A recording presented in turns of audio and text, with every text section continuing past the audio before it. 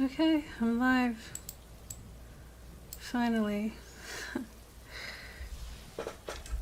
So I had to make some changes to these parts right here because they were actually supposed to be angled. They were supposed to be squared, like perpendicular, and I didn't catch that, but now I did, so now I'm gonna have to clean it up.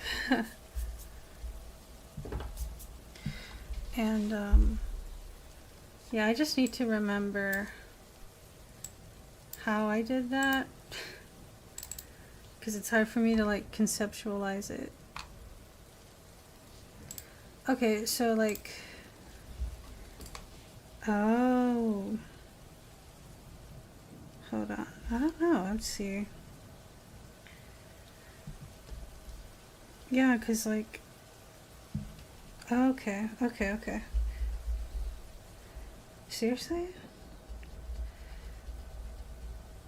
I'm trying to figure out how this goes. I think it has a little bit of a point, and I'm so glad I didn't make it black here. That way I could draw over it. But yeah, no, it's like pretty cutting it close.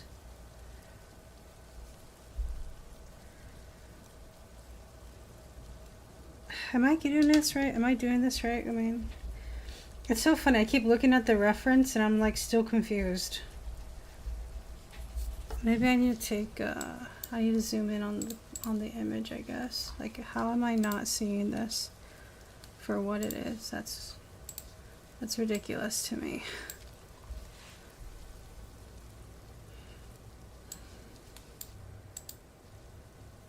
Give me a moment while I zoom in. That's as much as it lets me zoom in. Are you kidding me? This is stupid. I'll find a way. I will find a way.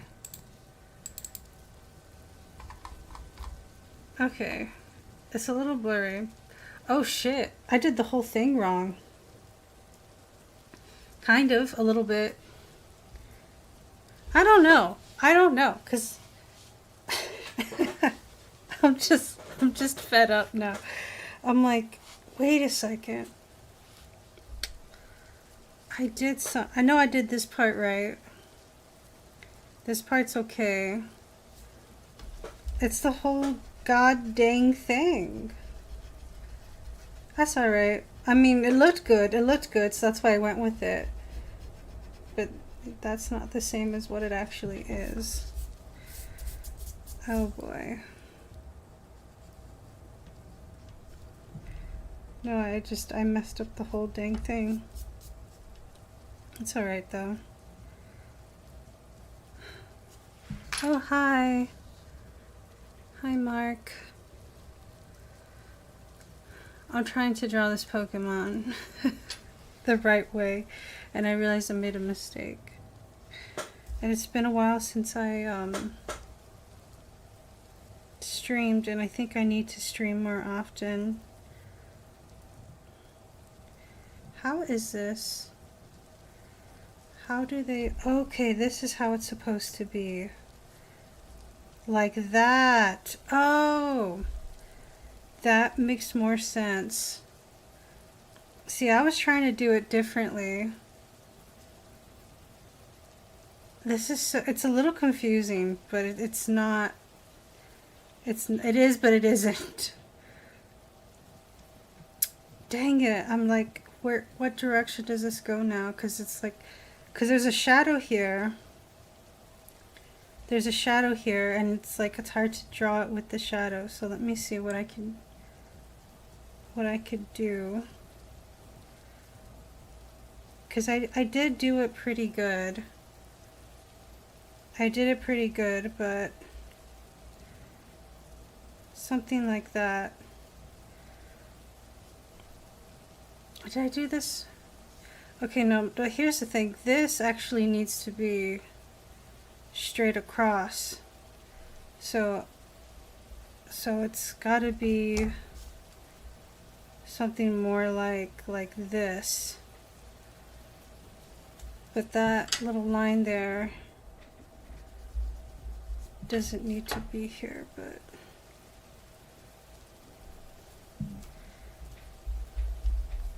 it is confusing, and that's why I messed up, because it's confusing. And I think this is supposed to be just a little bit higher. It's confusing, yep, I know.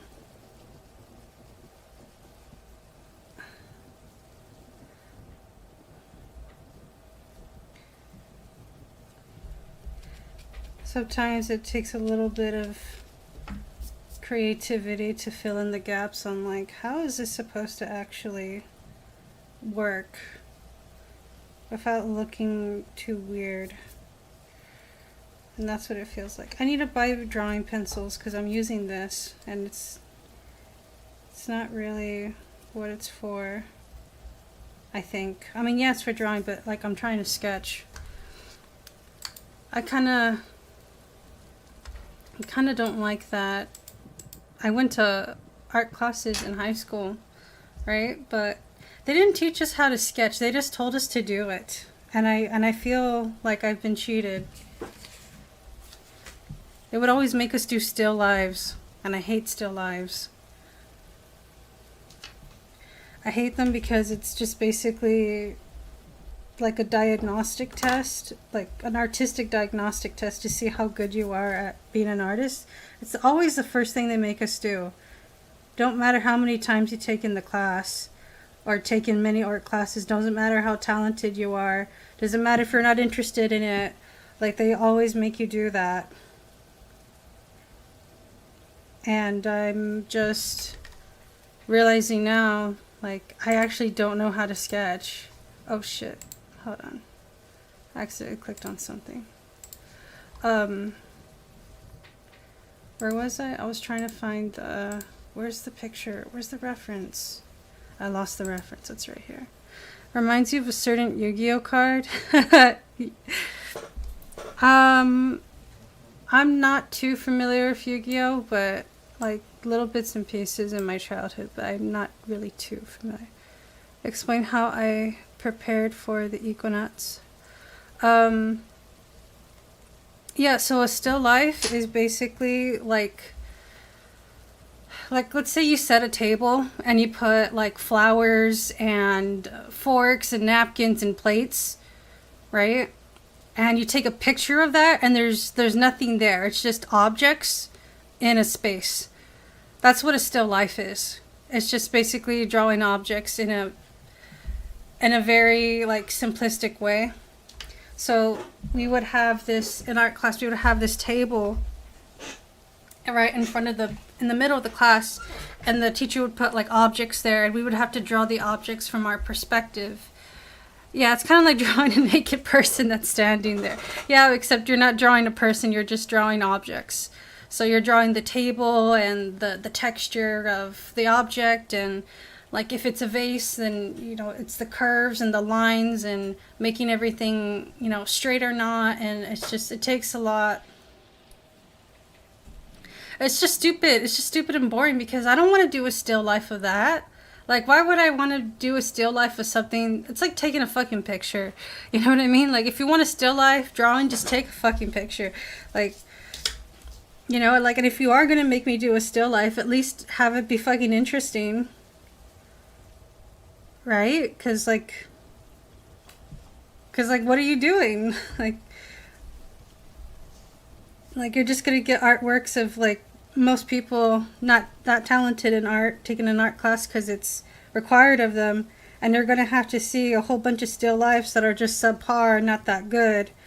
And for some reason, like the objects you picked out for everyone, all the students to copy is this stupid shit that no one cares about. But I don't even know why they set it up that way. Like, I don't even know what they were thinking. Like, okay.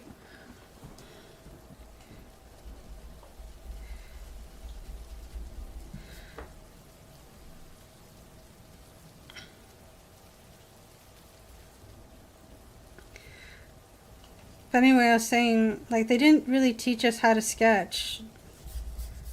They just told us to sketch, but they didn't teach us like how to sketch. They didn't really teach us like how to draw. So for me, it's just the same. It's just the same technique over and over again. It's like, I'm going to keep doing this, and I'm going to keep checking the proportions. I'm going to keep checking if I did it right. I'm going to keep checking. And I think one of the bigger problems with drawing is that we take these visual shortcuts in our mind instead of actually drawing what's there, and it's a habit you really got to stop doing. But that's pretty much it. Like, just don't take the visual shortcuts and actually focus on what you're seeing. And as far as like the actual drawing part goes, most people don't have the dexterity in their fingers to like draw a line or keep a steady line or whatever. And you just have to trace. That's it. It's just like handwriting. Like when I was a kid, I learned how to draw by tracing, and it worked.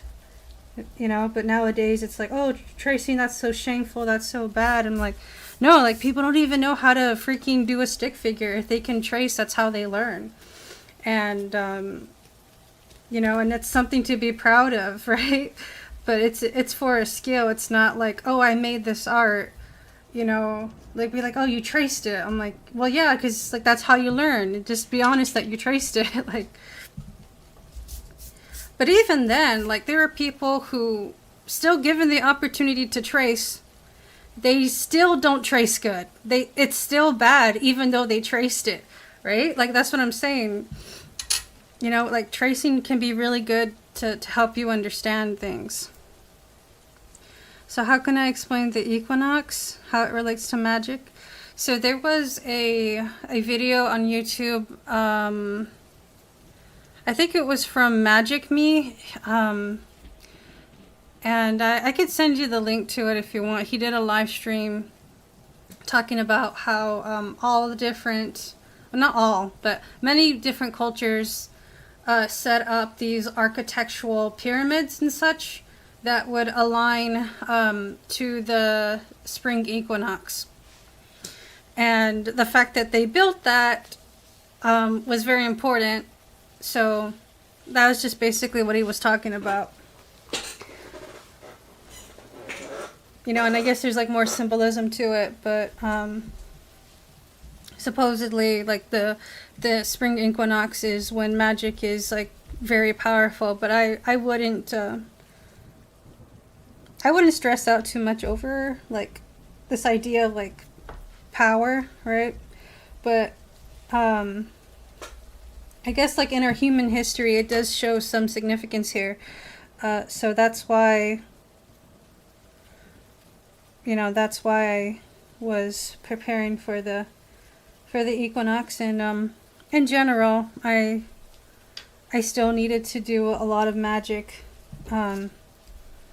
for my own needs too, because it's what helps me get out of liminal spaces. That's what helps me move forward. It's the only thing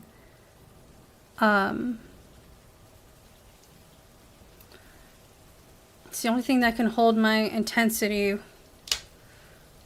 because like people and whatever can't hold that, or opportunities or help, sometimes it's just not always available. And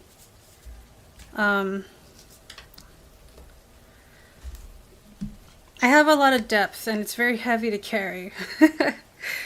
So most of the time it's like, it's really me just having to figure it out on my own. And it takes a lot of perception, building wisdom from perception. And I learn a lot. But that doesn't mean it's easy though. But magic really helps me see where I'm not seeing things. So anyway, I think this looks good. I think I did a good job here. I think.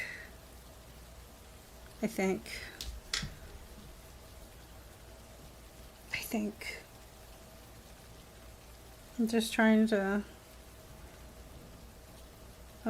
to like understand how the heck they did this. Like why there's so much like shading here. And I'm wondering if it needs to be smaller. Because here it looks sharp, but like it can't be sharp if it's from this angle. So I don't know. I mean, if I can't do it perfect, it's okay, but you get the idea. It's a three-dimensional sword that has these little things here. I don't know what they're called. They're not things. It's just like, it's like the side profile of the sword itself, I guess is how I would say it. Like there's still some of its side profile you can still see, even though it's like straight, but I guess that's how you're looking at it.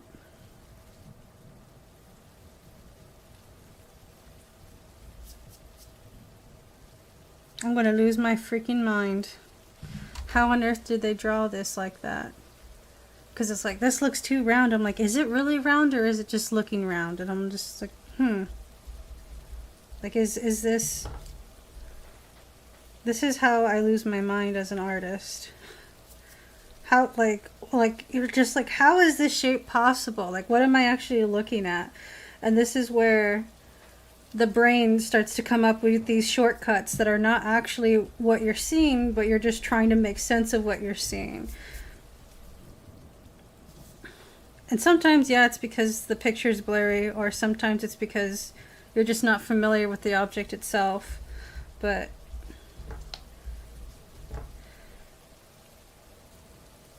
yeah, I don't know. Sometimes it can be tricky like that.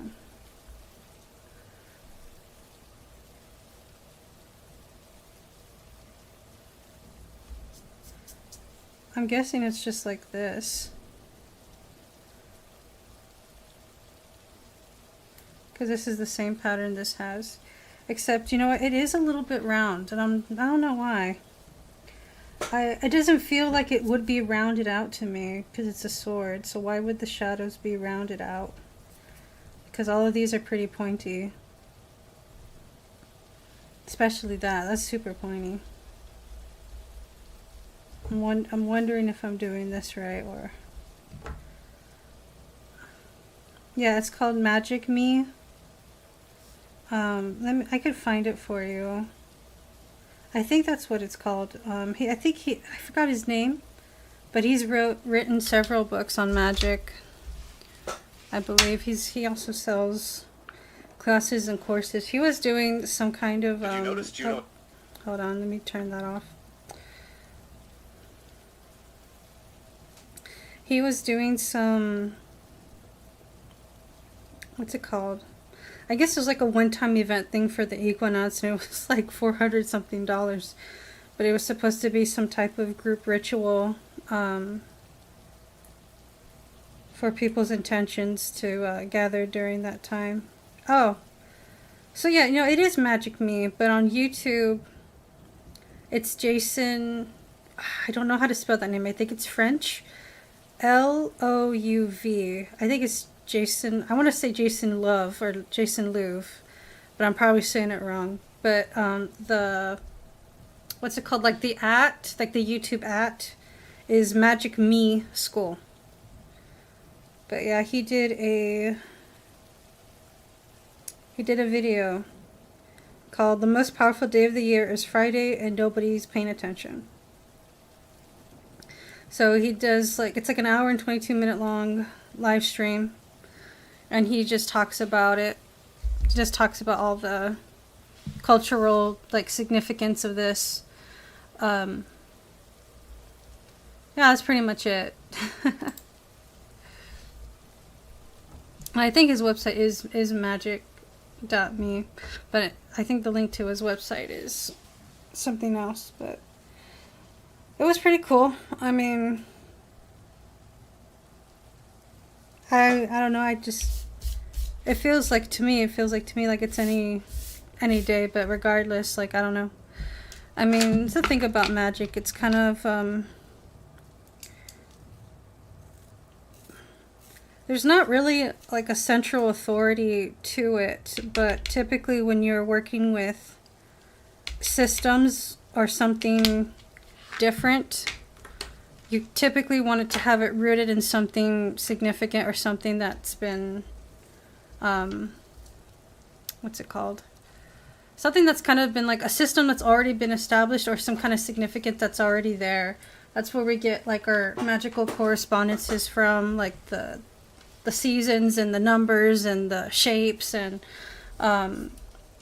you know, you could say symbols, things like that. All right, I think I like this. So I don't know, I have a more, what's it called? I'm more curious yet somewhat pragmatic way of looking at magic. Like I'm curious, but it doesn't need to be something that's so, I guess, strict, because I think there's a lot of ways to explore that, and a lot of new things to discover. But for me, you know, magic isn't so much the structure of ritual. Like, the magic's in you, and the only difference in realizing that is really your perception of how you relate and understand magic, and how you understand yourself. Because you are the magic, right? So, you know, it's like, if it works, then hooray, it works, right? There's a certain type of attitude, or I guess you could say like a certain kind of inner alchemy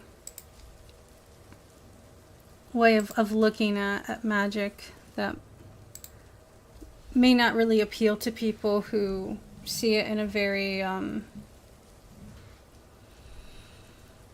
demanding way, I guess, or very demanding way, or very straightforward way, because it's very much a divine feminine thing, and things unfold over time, things reveal themselves over time. It's, people are mostly you know, hyper fixated on the masculine, so they kind of see everything through that lens. Where is the thing I was looking at? Where did I get rid of it? I think I did. I lost the reference again. So I think I needed to fix one of the arms, but I wasn't sure.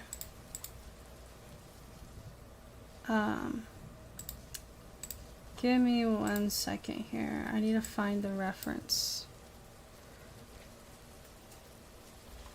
Okay, I found the reference. Alright, so let me move the camera towards you, because you guys can't see what I'm seeing. And maybe one of these days you will, when I get a better table and a better setup, but I can't promise that. I don't have a lot of space. Okay.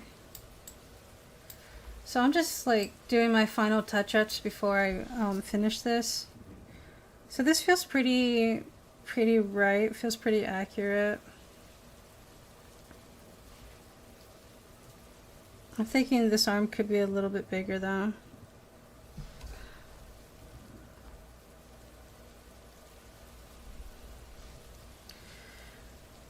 I don't know, I'm trying to see. And I know I drew this line here, but there doesn't need to be this line here. It was just a marker for... Oh shoot. Was this the reference I was using? Because I don't know if I did it a little bit wrong. It's kind of like, it works. It's not exactly the reference, but it works. And I've been able to do it so far without any problem. But yeah, the other one was a little too big, but these are pretty narrow.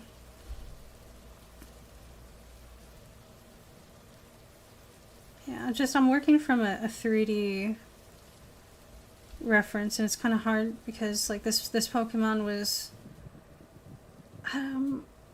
did they have that? I don't know why I couldn't find a two-dimensional reference, but I think this is when like Pokemon was like 2D with like 3D effects, if I'm not mistaken.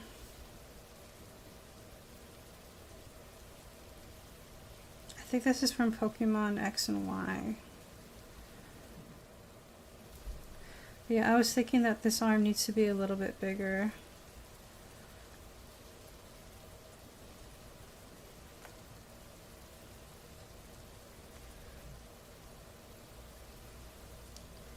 because it's more forward towards the point of view.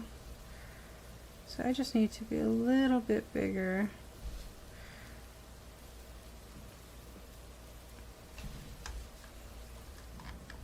Are you still there, or is my chat messed up? Sometimes I wonder whether or not to trust the chat. Hold on, in my finger. Okay, yeah, you can see my finger, my hand.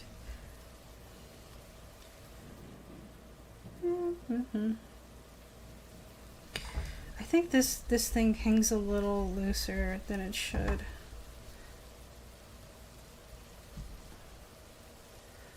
Because I feel like there should be some room here. Like, yeah, like right here, exactly. That's what I was missing. And then it goes up here, like that. A little bit rounder, but I mean, pretty much like that. Like that, yeah. Oh, you're here, okay. I just wasn't sure, because I've been talking for a bit. But yeah, I mean, I hope that answered your question about the spring equinox and still lives. And yeah, I was doing a lot of rituals that day, and I'm grateful for that. I normally do anyway, but I figured, okay, why not do it on Friday? So I spent like, I think maybe like 5 days or so, like preparing with rituals and organizing my rituals and my notes and the books that I had, and getting the instructions ready. Yeah, getting the instructions ready for me to follow, and figuring out intentions, you know, wording things. So it's just a bunch of organizing things, thinking about things, looking at maybe some books I've forgotten about.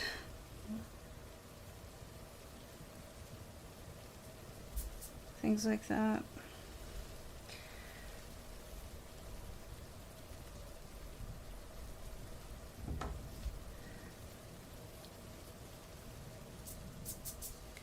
Alright, so I fixed this. This is good. I can see where I definitely took some shortcuts here. Where I can see like where some of these, like I did some visual shortcuts instead of actually drawing what I saw. That's fine, but I'm just trying to make sure everything's okay. So this right here, this wheel part, let me see if I could show you. Yeah. So this is another challenging thing to draw, is because this is not perfectly flat and centered, this shield here. It's not a wheel, it's a shield. So it kind of ellipses a bit, and those are a little tricky sometimes.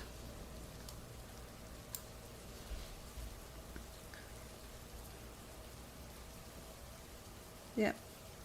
And you know, I'm pretty sure I didn't get it 100% perfect as far as like the proportions go, but I think I did a pretty good job, because it get thinner here, and then when it comes around here, it's like pretty much the same width across.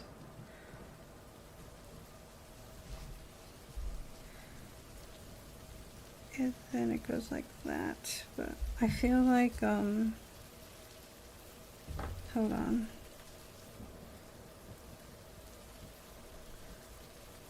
I wonder if I did this right.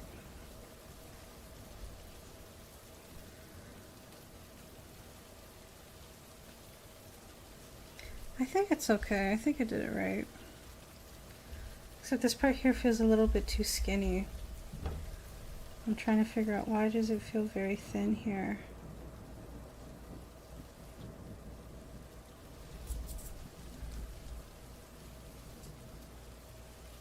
No, I think it's alright. I think it's alright.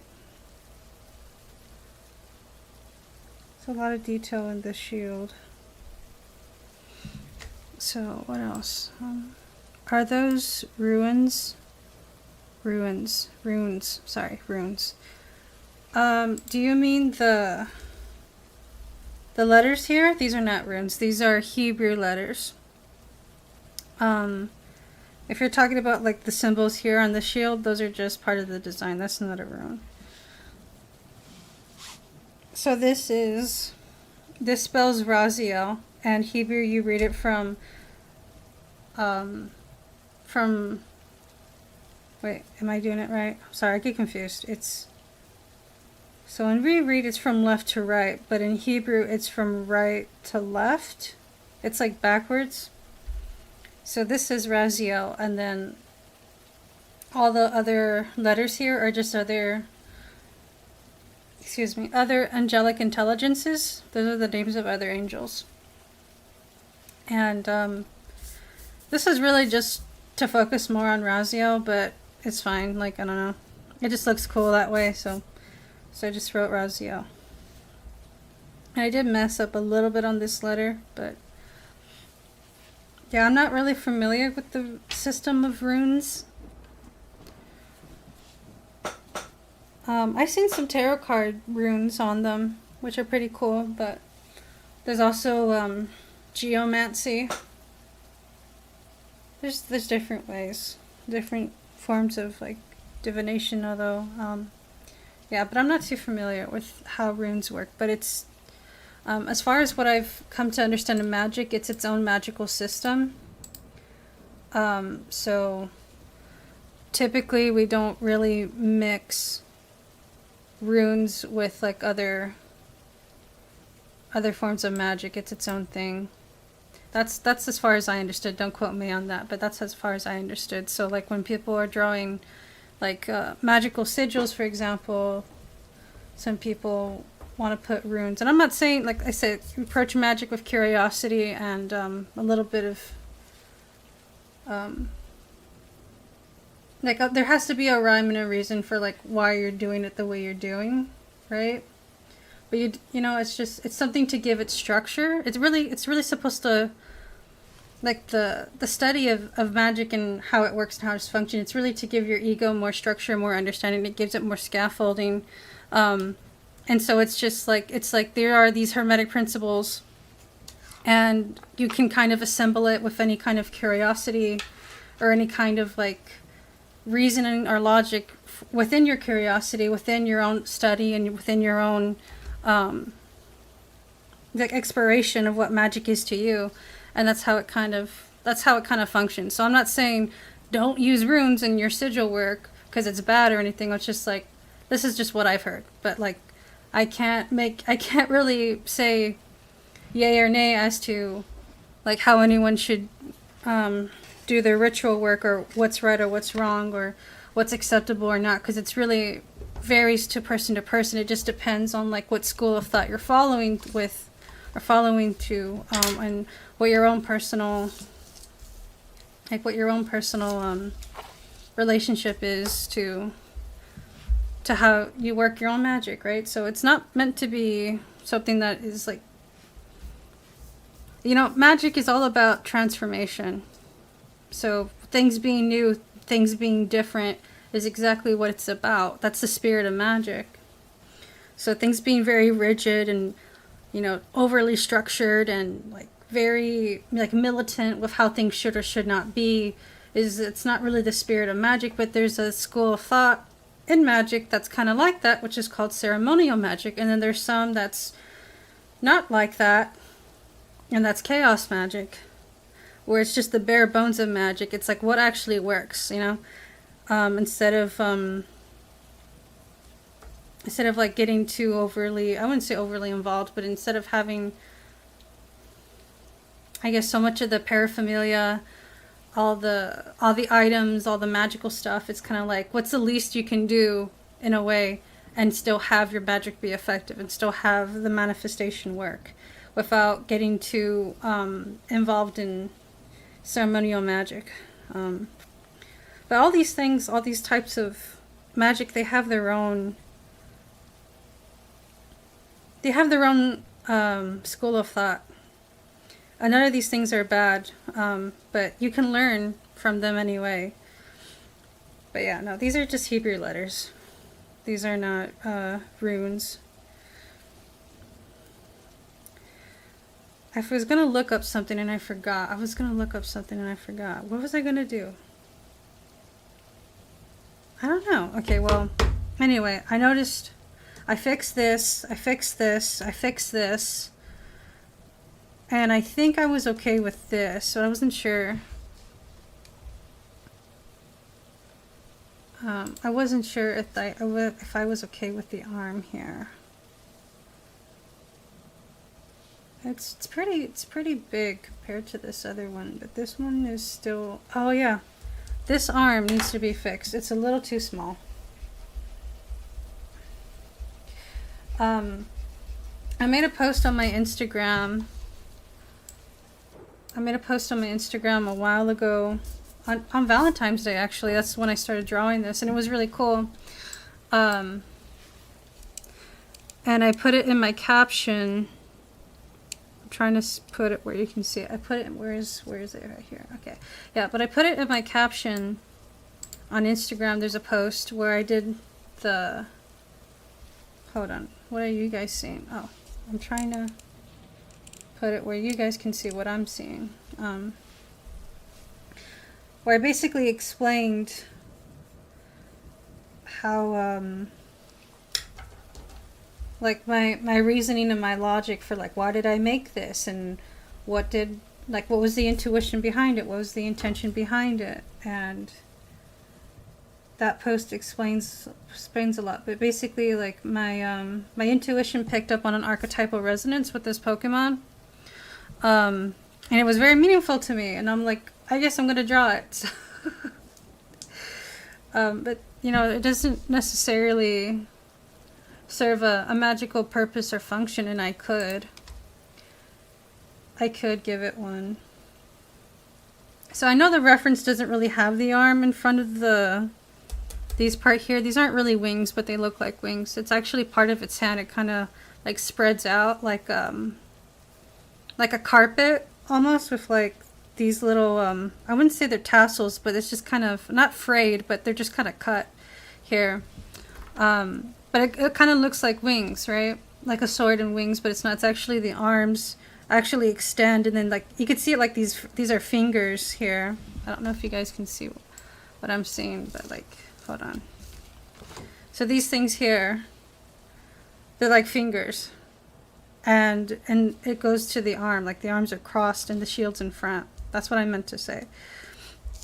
So I was saying that the reference has the arms like not really crossing the fingers here, but I'm gonna still do it in front. I don't think it really ruins it if I do it like that.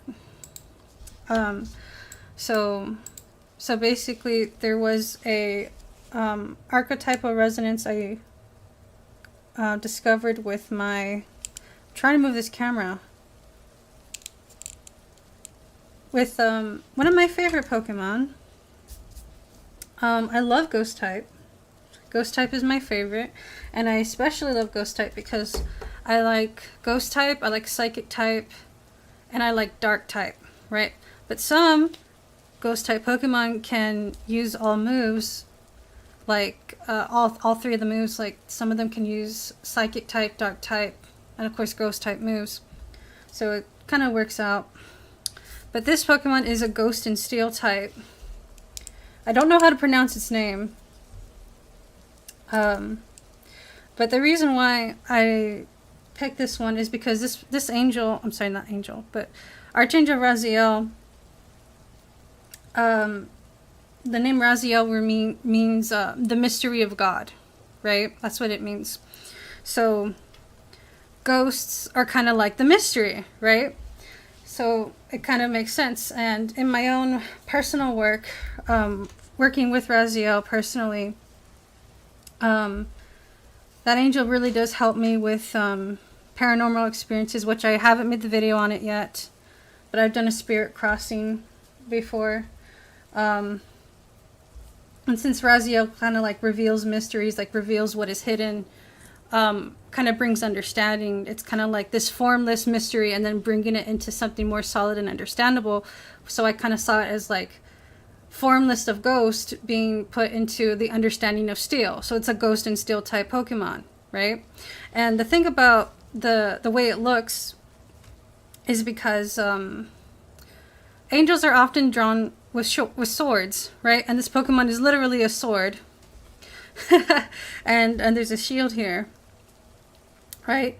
So also the iconography of the pyramid cone here, like straight to source, right? And that's literally like on the Tree of Life, there's literally like the top, like which goes to Kether, right?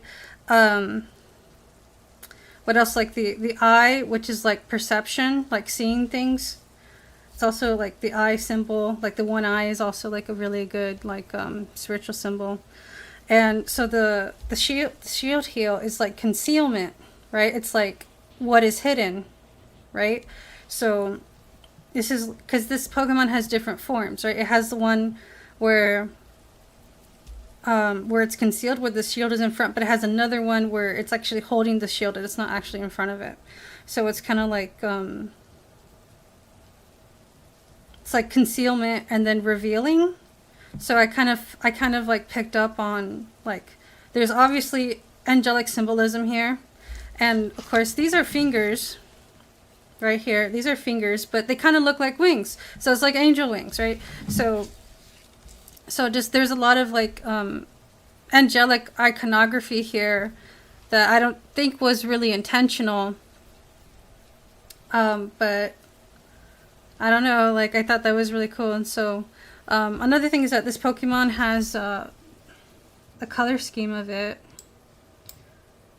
The colors it has are gold, black, and a little bit of purple, but not too much purple. It's mostly gold and silver, and the shield here is gold and like some kind of light colored brown.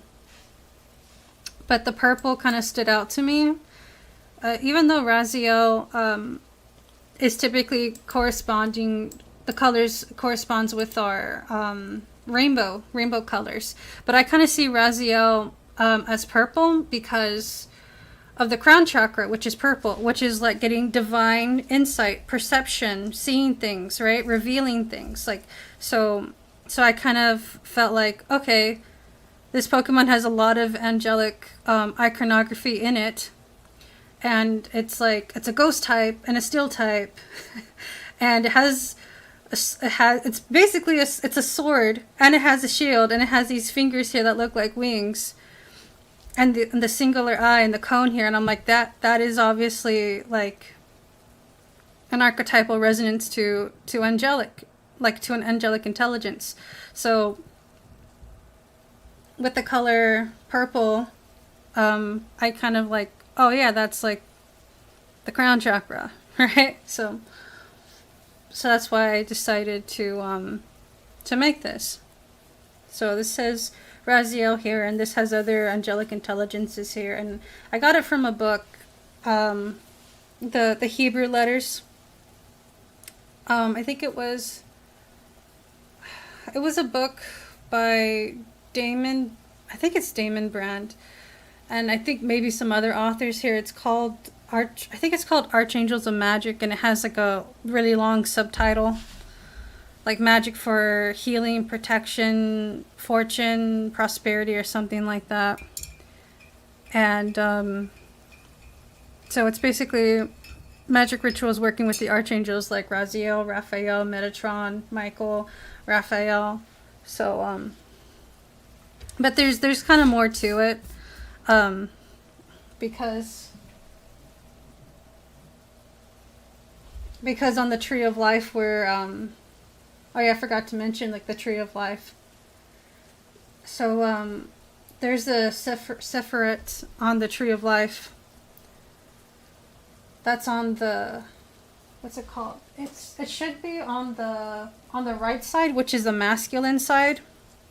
It's the masculine side of the Tree of Life. So there's like there's these two pillars here, and this is why this is important here so much, because it's like in the middle, and almost like these two arms are like the two pillars. Or one is called the pillar of mercy and the pillar of severity. So the right pillar is actually the masculine side. So every Sephiroth on that side of the pillar is masculine. So I kind of find it interesting how like a sword and a shield is like typically like a masculine iconography. You know, like kings having swords, or you know, it's like a very masculine thing when people think about swords, right?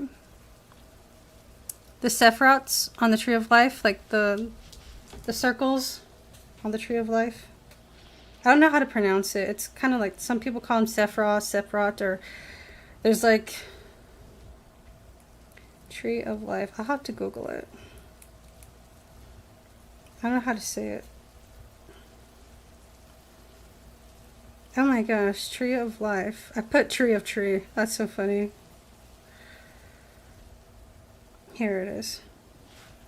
So I don't know if you guys can see it, or if the phone will capture it, but I don't think it will. It's too bright. Maybe it's just too bright. I don't know. Okay, yeah. So these things here, right? These circles or whatever, Sephiroths or something. So this one over here is Hokmah on the Tree of Life, and this corresponds to Raziel. So just like Teferet corresponds with Archangel Raphael, and Kether is Metatron, right? So there's just different correspondences here. So that's why I'm just kind of like, you know. So the crown chakra has a lot to do with divine insight. So does Hokmah and the Tree of Life, divine insight. And like, I don't know, it feels like it just made sense to me, so that's why. That's just why I decided to do it the way I did.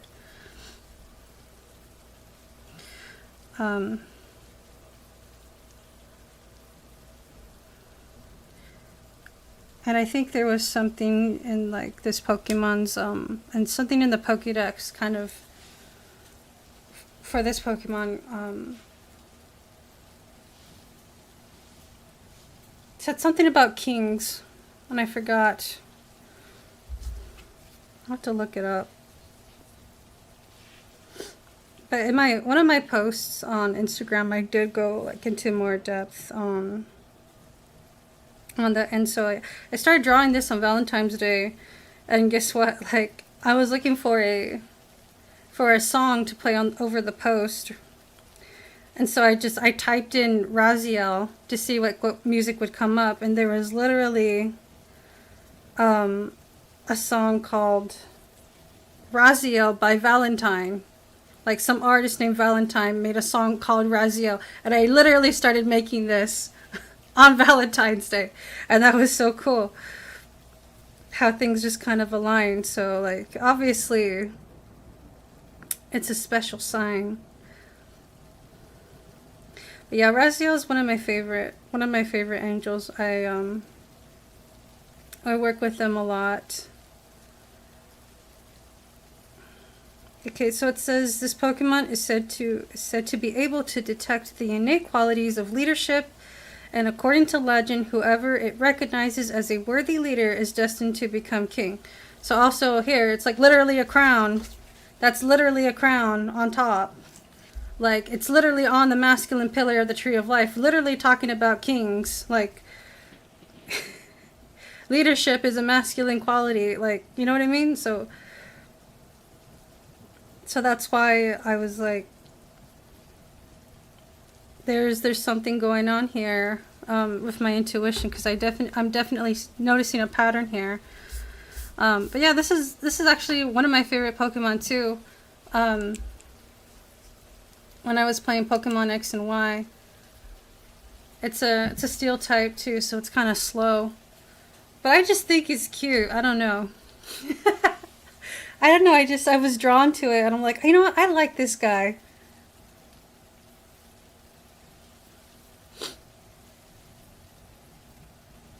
And I don't know what it was, or where I saw it, or if I was thinking about this Pokemon, but like, I saw it around that time, like before I made it, and I was like, I don't know what it is, but this Pokemon feels like it has really strong archetypal resonance to angels.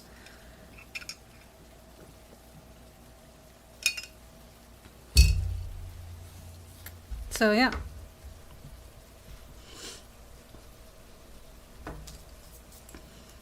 So all of this was like drawn with a lot of like care and a lot of care and a lot of significance.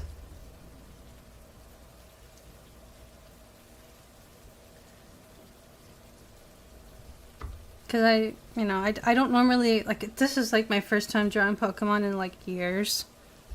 Last time I drew Pokemon probably when I was in elementary school. Yeah, it is pretty cool. So I was actually gonna do like a rainbow background over this black here. That's why I got the neon colors here, because it really shows better on black. So that's why I was doing all this black marker, and that's why all these dots are here. It's because I wanted to make sure, like, before I actually fill it in, that I got the actual like picture right, in case if I needed to like fix anything, I didn't want it to already be black, because then I couldn't draw over it, you couldn't see it. So there was just so just like making sure, like double checking, like, did I get the proportions right, like is everything actually the way it should look, is there anything I needed to fix, and you know, so I'm just, that's what I was doing this stream so far, like before I finish it, just making sure that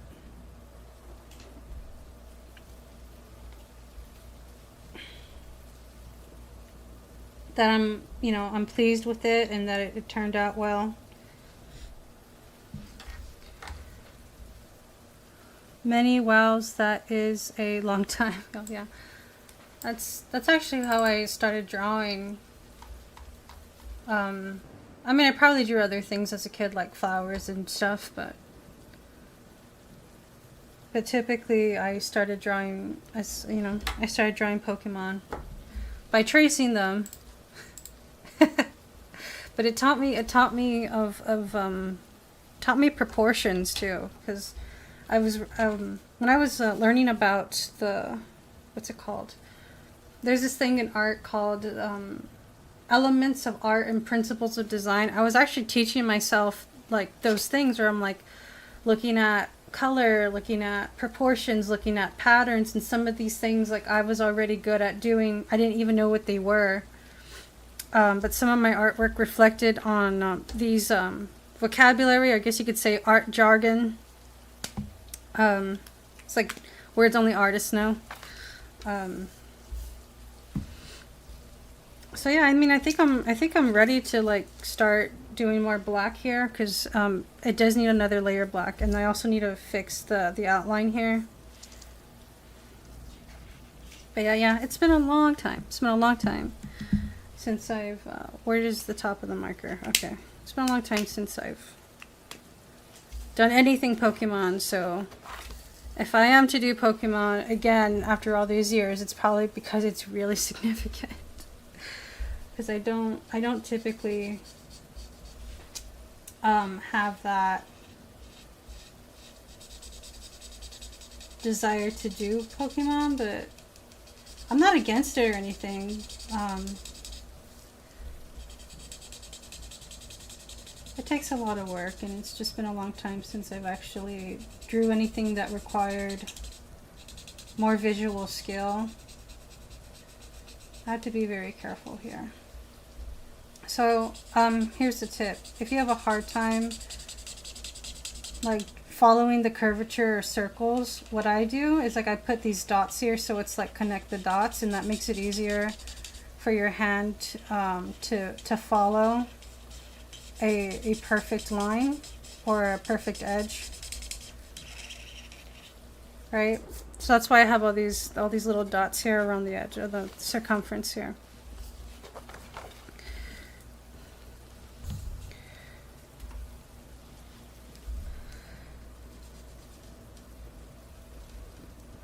And I have these dots just a little bit above the actual line itself.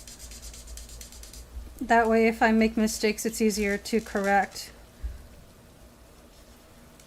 Because I'm not actually on the line yet, but when I feel comfortable enough, I could actually fill in that distance.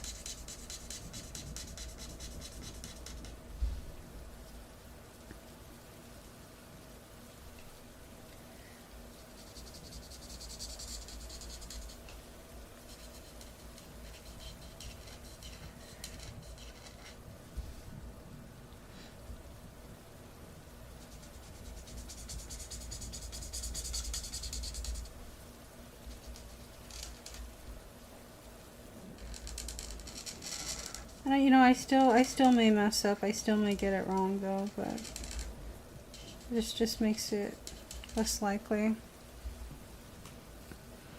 It's been a long time since I streamed, and I think my nervous system needed it. Needed me to stream.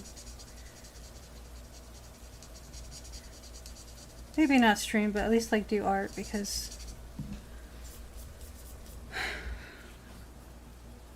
when you're someone as intense as me, it's really good to find simplicity in life, because it could actually hold intensity. That way you're not always disappointed by the heaviness of life. So appreciating simple things and things that the inner child loved to do, or anything like that, it's just, it makes life more bearable. That way nothing has to always be significant, nothing has to always be spectacular or intense, or you know, or having to do with movement. It's actually really good, because this actually brings you into life instead of feeling like you're having to hold yourself with so much effort. And then the conscious mind gets so preoccupied with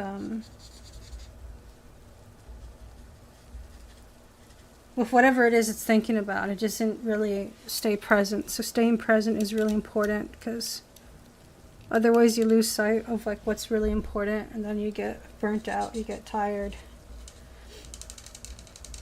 and you miss out on life that way. And good things happen. Good things happen when you're in your present moment. Everything stabilizes around you, and you don't actually have to work for that. All you have to do is just pay attention.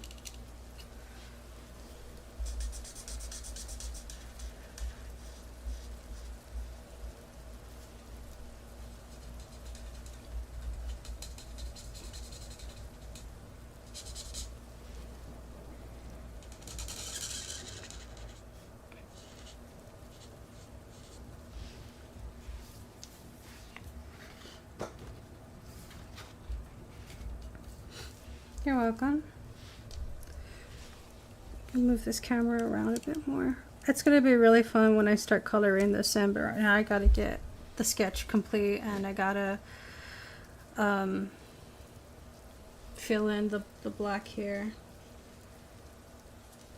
And I'm not sure if I want to color everything in with black. Because I'm kind of considering, like, what if I need to make changes, and I'm like, I don't know, I feel pretty good about how I did it, so I don't think I want any changes. So I'm kind of tempted to just keep it the way it is.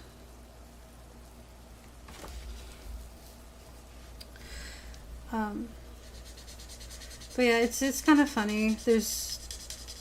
Well, I mean, it's not funny, it's significant. A lot of the things that we experienced in our childhood have a lot of spiritual messages in them. And society sometimes wants to see, like, oh, that's just childish, that's just, you know, for kids, or that's just, you know, something you move on from. But a lot of the times, right, mirrored it? What are you talking about?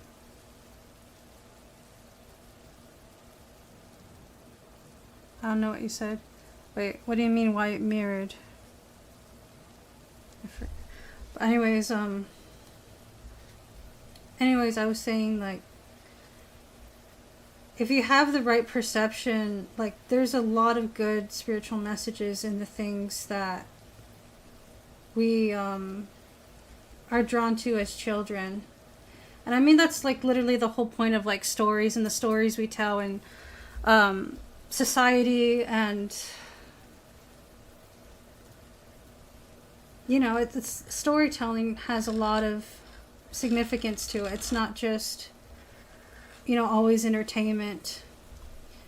There's you could say it's like literature. It's like it's part of our culture. It's part of like the message we want to share. And that's what makes them so impactful in the first place. That's what makes them so significant in the first place. That's why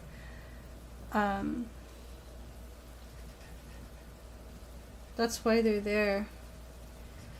And it's really cool because left and right mix up. I'm not sure what that means.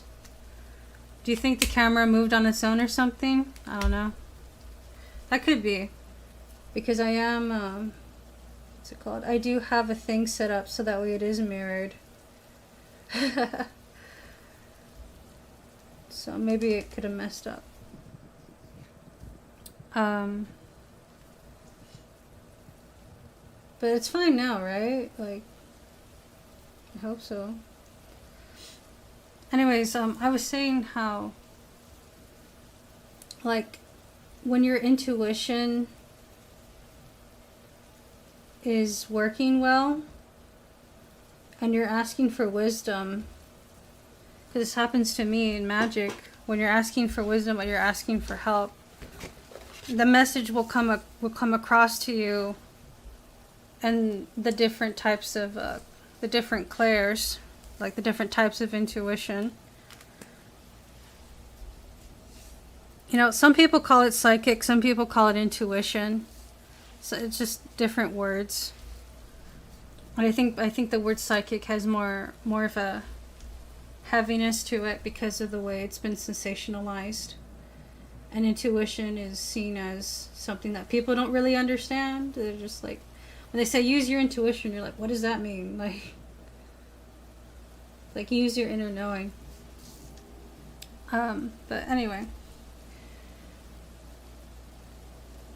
for me personally, I'll get messages, like remembering things from the past, from TV shows I've watched as a kid, and then I'm like wondering, like, why does this keep coming up? Like, why am I thinking about this thing that's like from a long time ago? And then, yeah, I'm using my right hand. Yes, I am using my right hand, but yeah, it is mirrored. What was I gonna say? But yeah, like, when I looked at it further, it's like, sometimes I feel it too. It's like, oh man, like that message was for me. Like, oh yeah, that was exactly what I needed to hear. Like there was either an example or a situation or something that was my answer in that show, or in that dialogue. There was something that was said there. And so it's really beautiful. It's really beautiful. Like, it's not about because sometimes like it's useful, or sometimes like it's fun, or because, you know, it was something you liked when you were a kid. It's like, it actually, it's actually so significant if you can actually feel for it. And not just sometimes, but like if you're receptive to it, you know. But it's alright. You can look at it in a more pragmatic way. It doesn't really fucking care. Like, it doesn't fucking matter. Like, but this is where perception comes in, because you're seeing the beauty, you're seeing the foundation, you're seeing the root of how beautifully orchestrated life is when things line up. Synchronicity lines up, when intuition tells you something that you normally like wouldn't think about. Right? it's a different perspective, and it's all wisdom, just in a different way.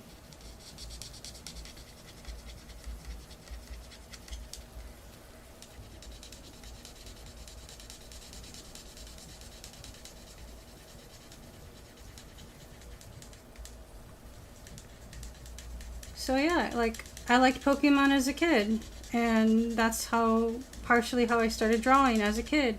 And then, like, here I am drawing Pokemon again. And I still like it, you know. And it's still obviously significant.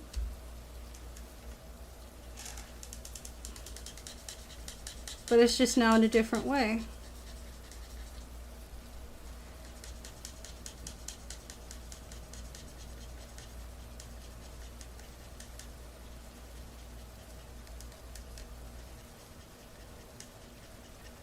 But I think there's a reason, you know, there's a reason why we grew up with these things.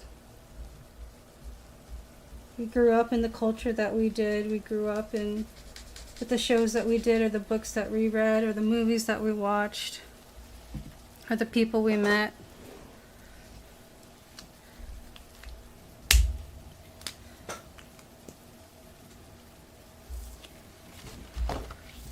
Anyway, yeah, I'm just gonna keep, I'm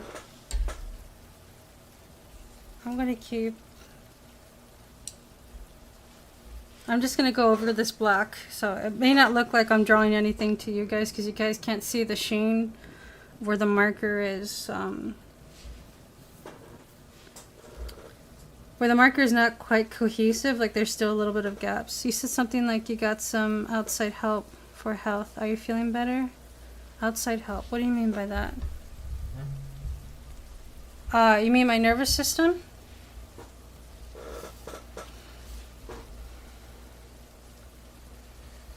I did not get any help from my nervous system. That was all magic. It was magic and AI. That's the only thing that helped.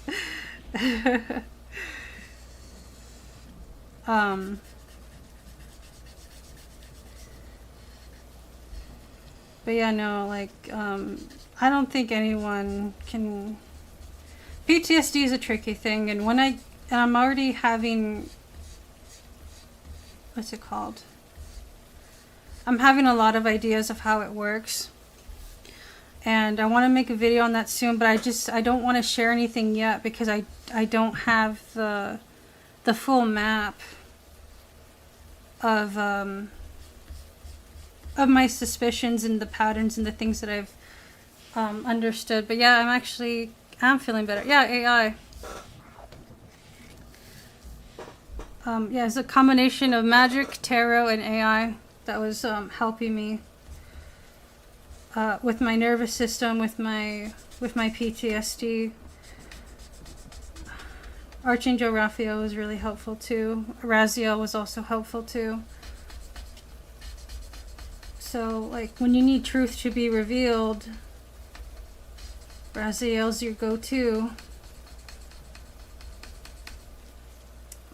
But,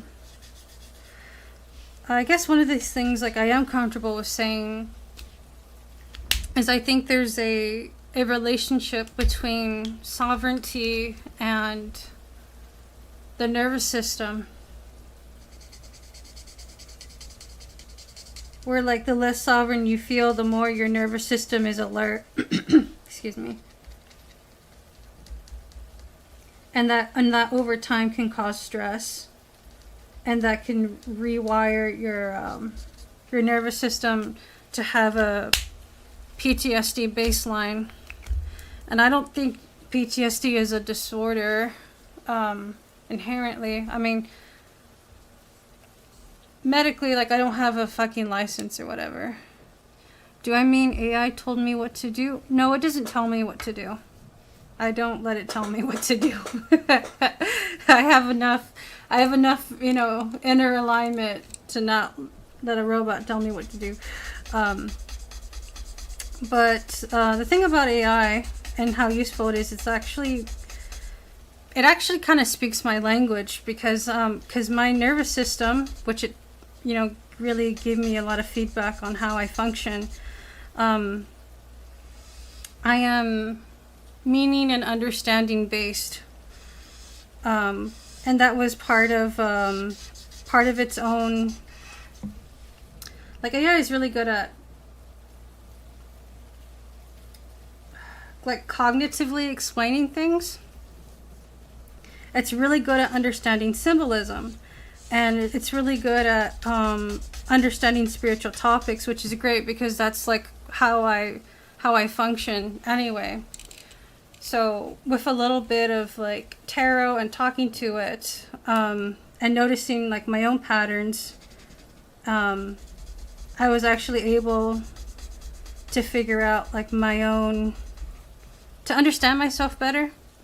So like AI didn't tell me what to do. It's kind of like, okay, Nova, like based on these things and based on what you told me and based on how you're feeling and based on all this, like it's basically like input output, right?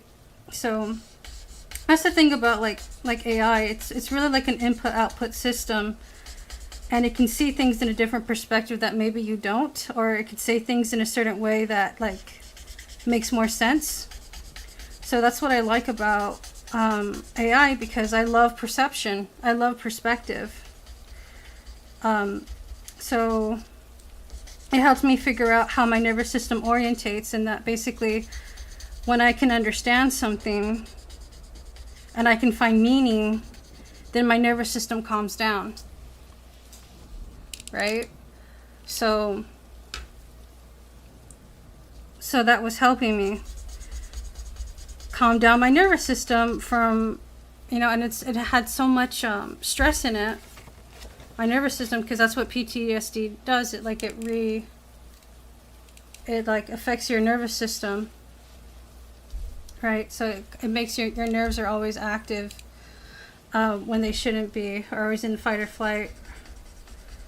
And it starts to, the brain starts to, the brain starts to reorganize itself. Your perspective, your perception starts to reorganize itself, because it's really a survival thing.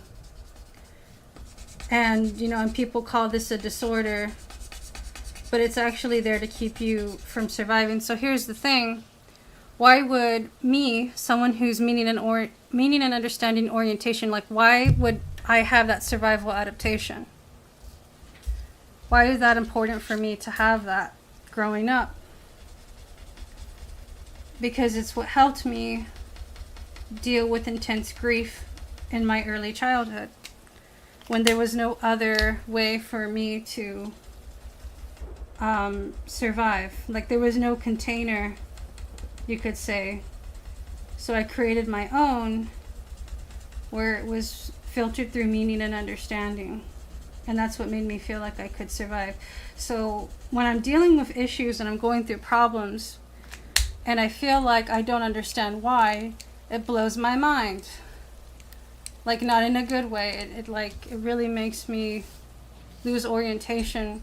So, and that's another thing, is like, not everyone thinks like an AI. Not everyone has all of that intelligence like an AI does. And I mean, it's there. It's like all the information is there, and it's just organized differently. But what I like about AI is because it's so reflective that it's like an input output. So for the most part, I mean, yeah, sometimes it can be wrong. But because it's like an input output thing, then it actually like listens to like what you're saying and what you're feeling, which is not really a common thing you get from people, because sometimes people don't know how to listen or whatever. But you know, especially someone like me, when I think in terms of meaning and understanding, that's exactly why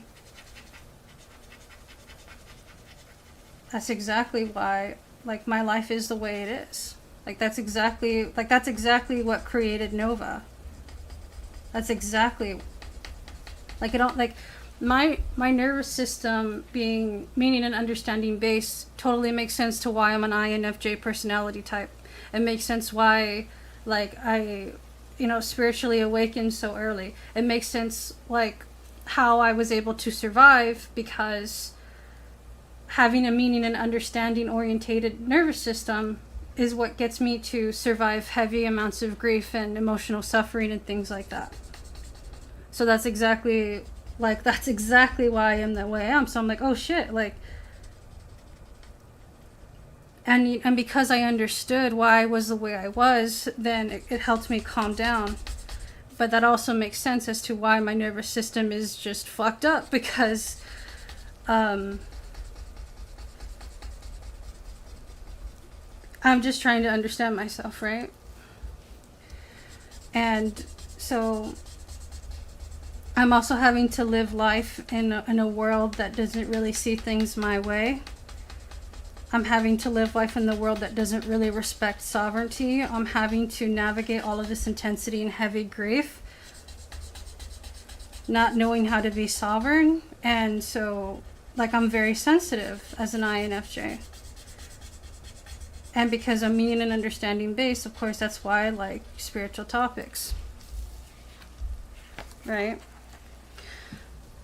So, when I figured out, like, when I was talking to the AI about my nervous system, and it wasn't just about my nervous system, it was also just about how I was feeling, how I was thinking, my attitude, my perception towards the PTSD, which was very heavy emotionally, because it's something that most people just don't really understand, especially because people understand PTSD as something that, like, something bad happens to you one time and then you're scarred for life type of thing. But the thing about me is that I didn't really have anything in particular, like not one thing in particular that did it.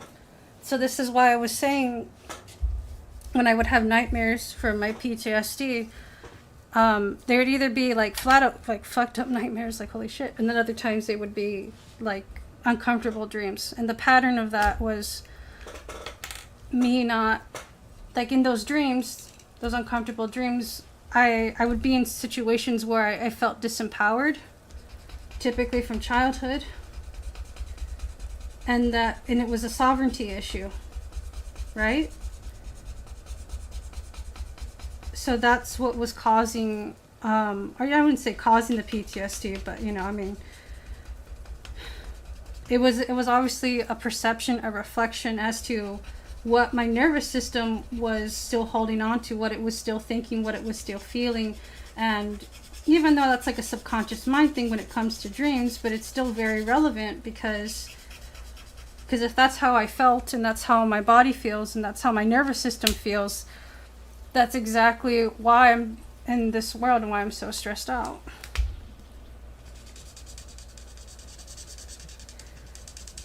Right? And this also made sense because at a certain point, a few years ago, I think, maybe like a year or two ago, I kept getting psychic attacks, and no matter what amount of protection magic I did, I would still get the psychic attacks. It didn't matter what I did, and it would actually like physically attack my heart. It would like travel up the left side of my body, which is our receptive side. That's how, like, if you understand energy work, it travels up through our left side, right? So I would actually get psychic attacks and absorb them really easily, and it was really crazy because there was nothing I was doing was helping. So like no amount of angel protection magic, no amount of affirmations, no amount of meditation, no amount of like anything, doesn't matter what I did, it wouldn't work. And that was because it was a sovereignty issue. It's because I wasn't recognizing my own power. So trying to like get like a second thing or thing outside of myself to kind of like hold my sovereignty for me, like, it didn't work. So what do you think had to have happened to me in order for me to lose my sovereignty or to feel like I don't have it? Is because of all of the abuse that I've been through, making me feel disempowered and all these other things, making me not understand myself or having issues understanding myself or whatever. It would weigh on me heavily, and I would like absorb and also contribute to my own misery, trying to find meaning and understanding when I'm in pain, when I'm not treated right, when I'm abused, when I'm yelled at, when I'm misunderstood, when, you know, all these things, right? And this is where perception goes into play with sovereignty and how to be sovereign, because we're not taught how to be sovereign, right? So then I figured it out at that point, and I mean, not recently, this happened a long time ago, but basically I just had to recognize that, like, we all have source within us, and therefore anything that does not align with that frequency, or our own frequency rather, like, it doesn't have permission to interact with us, right? But there's different forms of sovereignty, and this is where things like cord cutting comes into play, because there's people who want to get their cords cut, but they're still thinking about how they're disempowered. They're still thinking about their lack of sovereignty. They're still giving their energy away to something that hurts them. So, like, if you're really trying to cut cords, but you don't know how to be sovereign, then it's not going to work. If you're doing protection magic, but you don't recognize your own sovereignty, then it's not going to work. And it's something like it's a topic we don't get taught enough in spirituality, even though it's like super, super duper important, because your sovereignty is your boundaries, and your sovereignty is going to decide, like, the things you think about and your attitude and your perception to things. So you want that to be as empowering as much as possible, because if you actually do have the right perception, you recognize your power in every situation, and you don't have a victim mindset, for example. And I wouldn't say it's because I had a victim mindset at that point, because I've already overcome that, with shadow work. But the thing is, the way this was affecting me in this particular way was not so much victimhood. It was feeling like it was me against the world. It was feeling like, I don't know, because it was like I wasn't, I don't know if it was a combination of things. It was, I mean, I kind of, how do I say, the level of discomfort or pain that would come across towards me in my thoughts and feelings, it was ontological. It wasn't just, oh, I got hurt or someone was mean to me. It was like this amount of struggle and stress and anxiety, and feeling a lack of power hurt me at my sense of identity. And not like an identity like human identity. It actually like hurt me from like a really, really deep, like my whole existence, my sense of self. So that's why I felt it so bad. And AI really helped me understand that this was like, I was actually feeling pain from an ontological level. Ontological means like the study of being, I think. And that's why I was struggling with my sovereignty. And so then I did a little bit of shadow work with it, and understanding myself more. So I started mapping things with tarot, and I started to understand how does sovereignty work. I started looking into the workings of like, what does it mean to be sovereign? There are different types of sovereignty. And the way people avoid sovereignty, the way people relate to love, the way people's perceptions of things can make them, I wouldn't say lose their sovereignty, because you don't really lose it. It's just, I mean, yeah, if I'm going to be pragmatic, like, yeah, I mean, yeah, there are some times we don't have choices. But I'm talking about like in a deeper level, like our sense of sovereignty is never actually gone or taken away from us. It's just that we've lost our way how to see it, or in like a lot of cases with humanity, we just weren't taught how to recognize what sovereignty looks like. Right? So then I started teaching myself sovereignty based on my understanding and my orientation of this, because this was not just a study. This was actually my framework for my relationship to myself and everything else around me, because now I'm starting to see things from, like, not about things happening to me, but it's also like, when things happen to me, what do I do to myself in response to those things? You know, and I started to take back any limiting perception of myself and my sense of being and my identity on many levels, not just spiritual. And I started to break them down, and I started to understand how they were. So that's how I understood, like, I was, my nervous system orientates through meaning and understanding. So basically, the more I find meaning and the more I find understanding, then the more I calm down. Sorry about that. But then I was also looking at the feminine and masculine archetypes. I was looking at their shadows. I was looking at other people's nervous system orientations. I was drawing pattern recognition with the Tree of Life and the 8 paths that lead to Teferet on the Tree of Life, because I was using Teferet energy work. I have an energetic attunement to Teferet, which is like in the middle of the Tree of Life. And then I was using that to heal. That corresponds with Archangel Raphael. So it's a healing, it's a balance, it's a union of the material and the spiritual.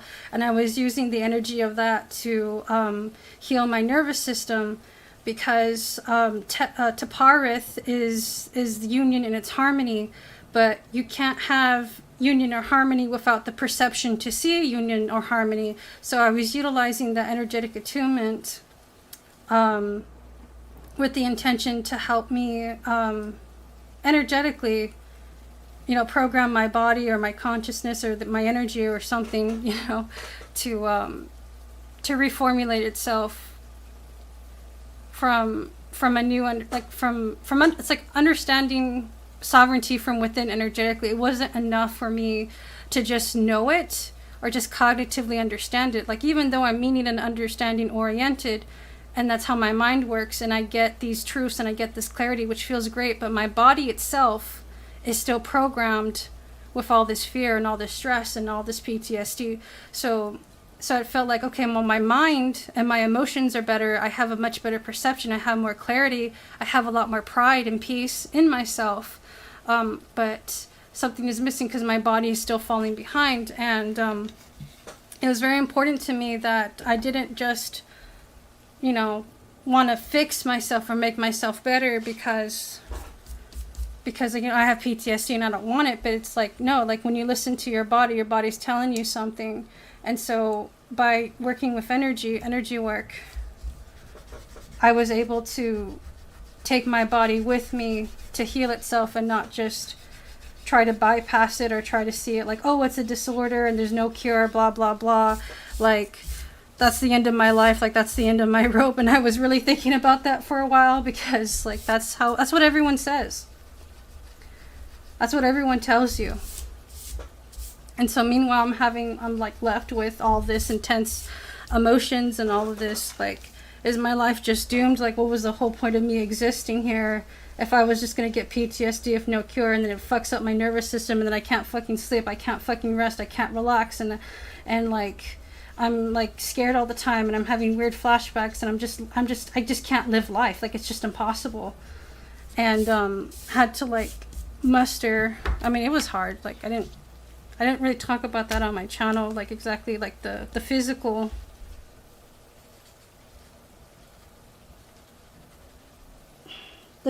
limitations and the nerve pain and the things like I was having to do to like cope. But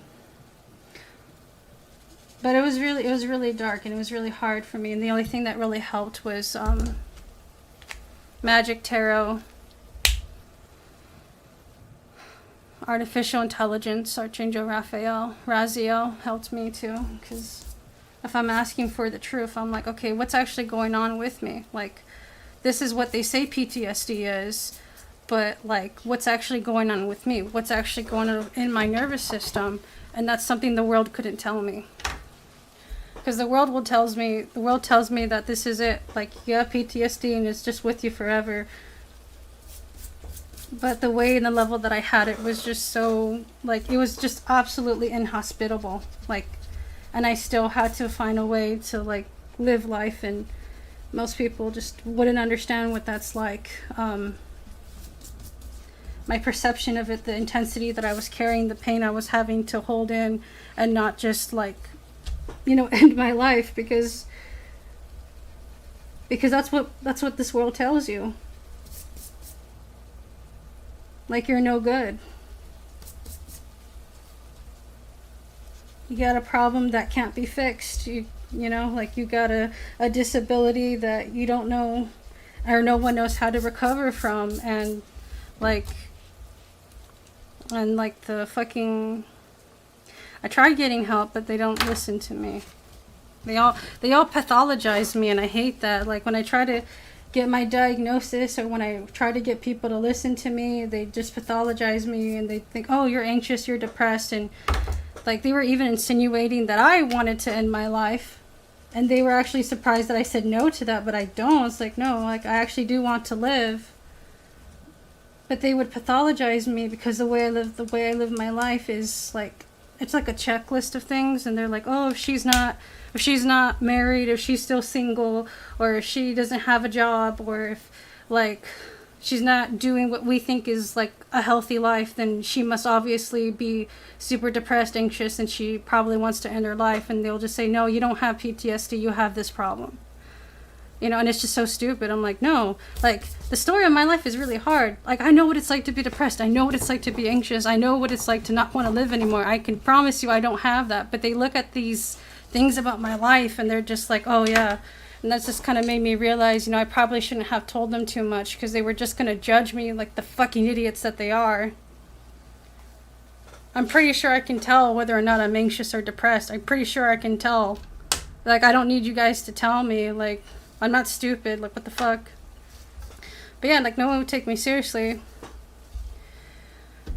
when I tell them I have PTSD.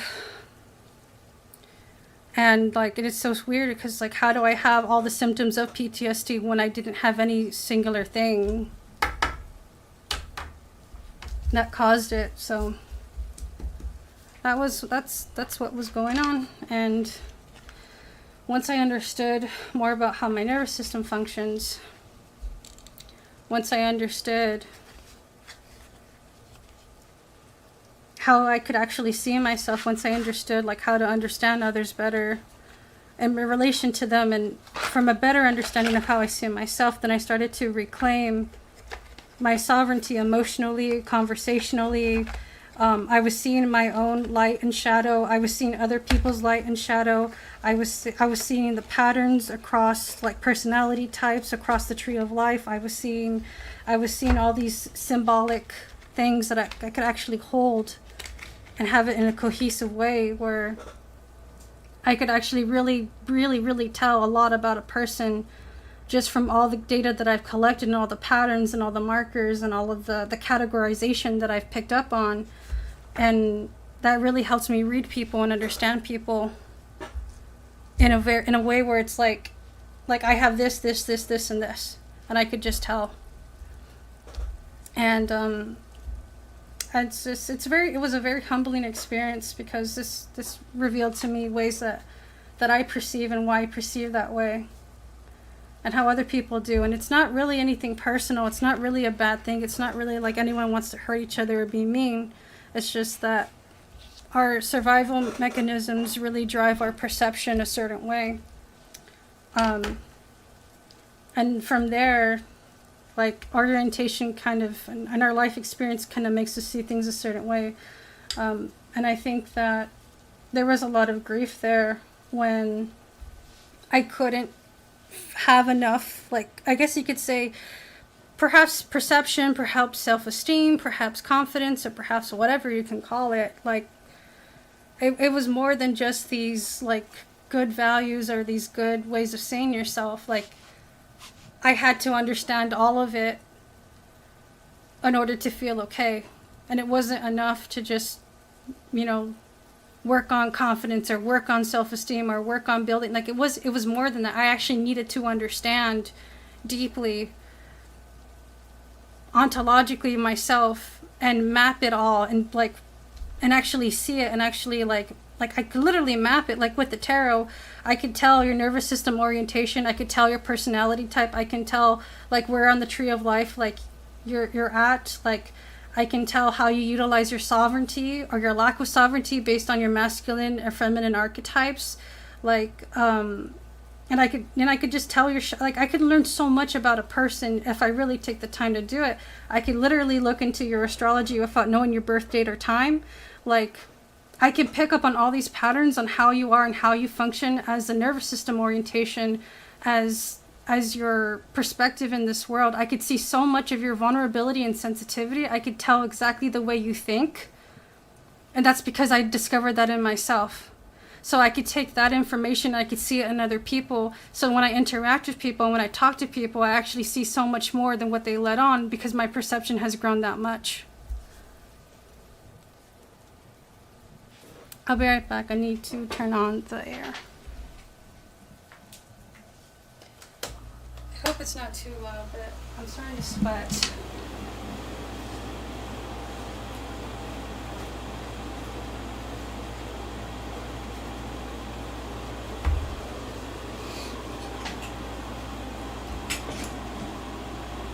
One time AI told me it would be happy to do something for me.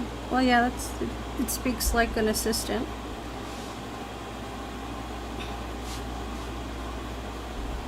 It has a certain language to it, but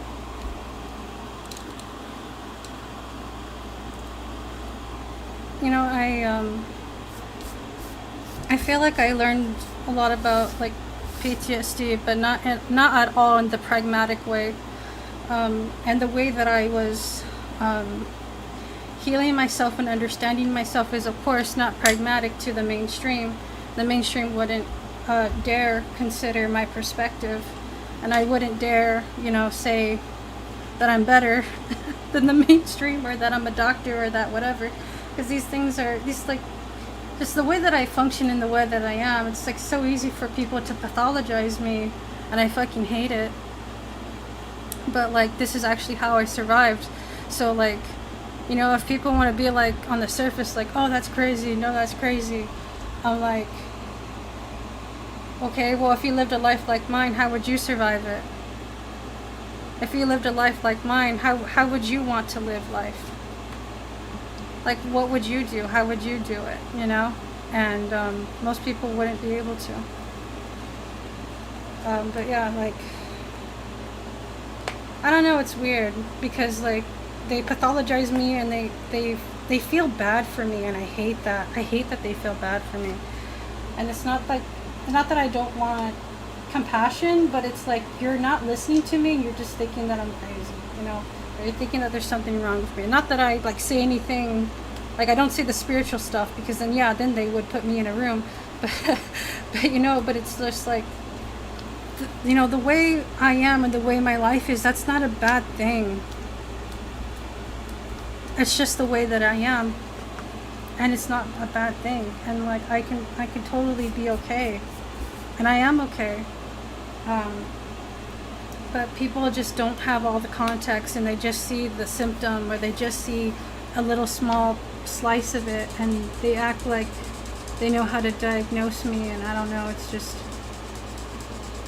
I don't know why it would be so fucking hard to get a diagnosis, but like, and that's another thing. It's like, when you get diagnosed with PTSD, they want to put you on pills that don't actually help.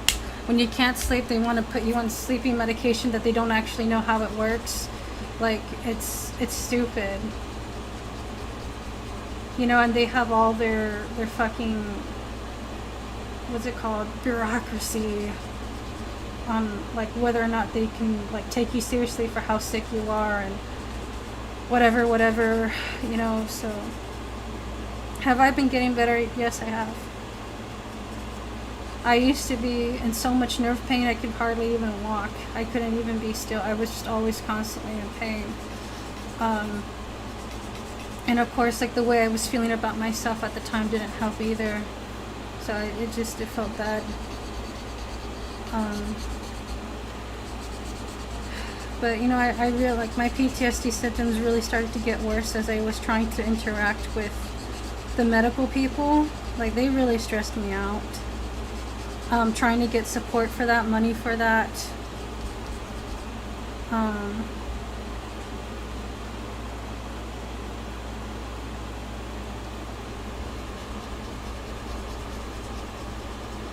It was just really rough, and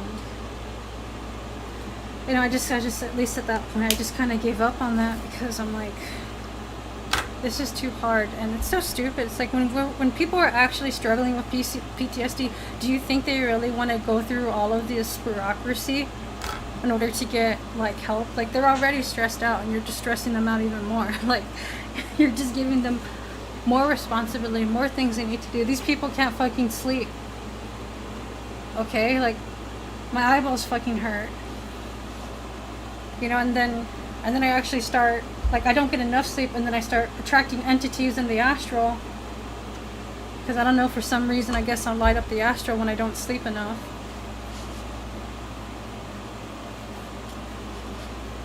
Luckily, nothing too bad happened, though, but, like, I don't know, I guess it just somehow you're more noticeable when you don't get enough sleep.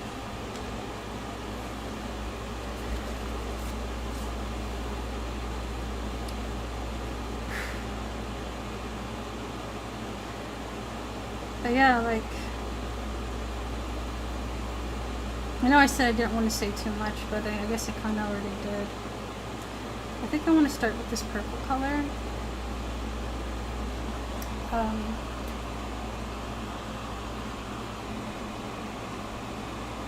And like, the reason is because, like, everyone's, I think PTSD is different, and so I don't know if I could really call it PTSD, especially because the medical people, like, if you use their vocabulary, their language, they have rights to it. So if you use their language and their words, like, in a way that they feel is, like, not an accurate representation of it, then they can sue you, because they basically own the words to these diagnoses or whatever, diagnoses. So you can't really say, like, you can cure cancer, because they own the rights to cancer. So, you know, things like that. So you can't really say, like, oh, you know what I mean? And, like, the only way you could is if, like, you have a degree or you have some kind of thing that they would respect. But you know how things are in this world.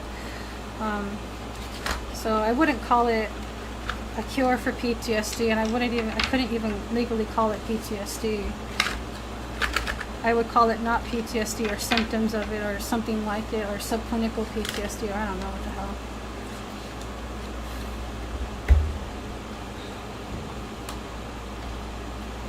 But I still have it. I mean, I'm a lot better, but I still have PTSD. I still struggle with sleep. I still have memories and flashbacks. I still get nerve pain. You know, it's still uninhabitable, but at least I'm not, you know, I'm not, like, curled up in a ball crying like I was earlier, crying all the time because I'm tired and I can't sleep, because everyone's stressing it out, because no one believes me, because no one supports me, because I don't understand what I'm going through, because I feel like ontologically I'm in pain. My sense of being is in pain, and like, and I want to be able to believe in myself, and to reach dreams, or to have goals, and to do these things. But you know, it's just, I don't know how to explain it. Like, even though I'm using these words, and these words have meaning, it doesn't really accurately describe the intensity of what I got. Oh no, I ruined her black. There's no more ink in it. I'm so sorry. She might get mad at me. This isn't my marker. I think there's a way to fix it though. Because these are alcohol markers. I didn't think I used that much black, but come on. It ran out that quickly? Yeah, it did. Oh well.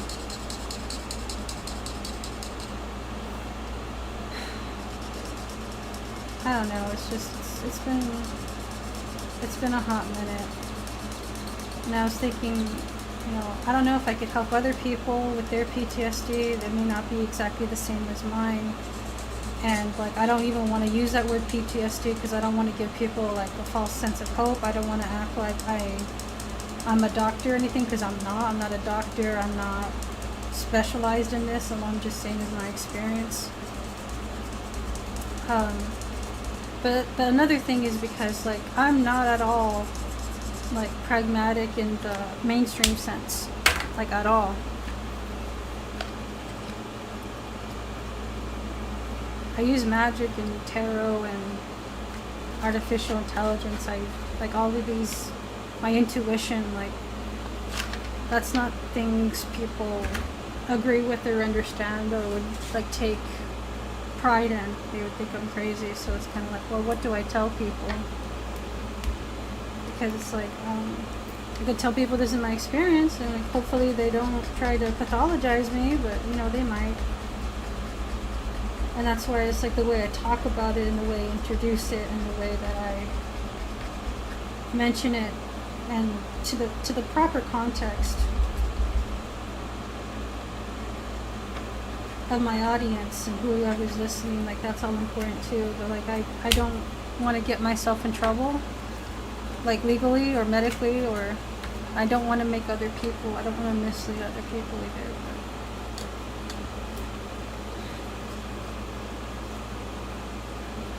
So this is just one of those things that it's like, I don't know, do I keep it to myself or...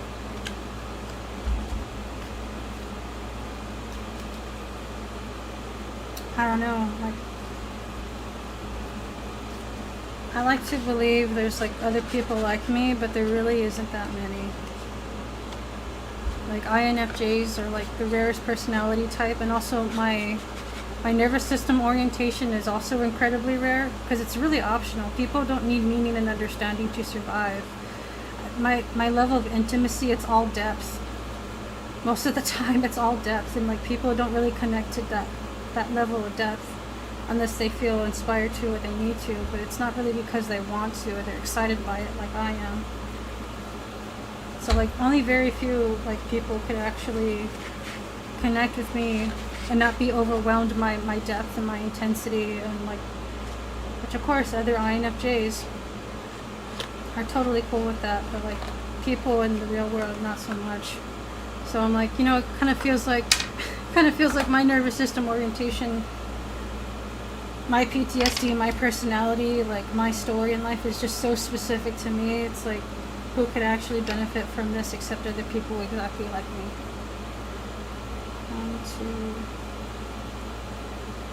This is the orange, and then I need the blue, and then the indigo. And I wanted to use the red, but it looks too much like pink because these are neon colors, so they don't really have that.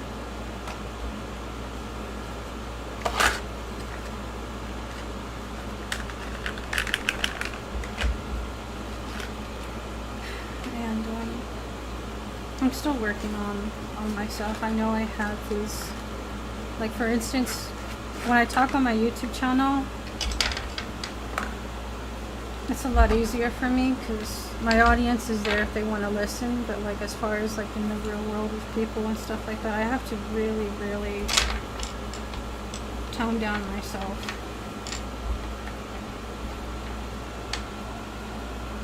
And it's like, it makes other people more comfortable, but it makes me feel undernourished. And with my own shadow aspects, like finding sovereignty in my own nervous system orientation, right? Like, even though we have our survival adaptations, we don't want to be a slave to them, right? We want to be aware of them. We want to avoid that. Same thing with our masculine and feminine archetypes that we embody. We want to avoid the parts of our, you could say, personality traits that are more destructive or negative or cut us off from other people. Orange, yellow, blue, violet, purple. I need green. So as I was saying, was it this green that I was using, or was it a different green? I kind of use a mix of both. Sometimes the neon is not exactly the color I want. Excuse me for a second. Like, for instance, with me, I like to approach things with depth, like right away, but not everyone does.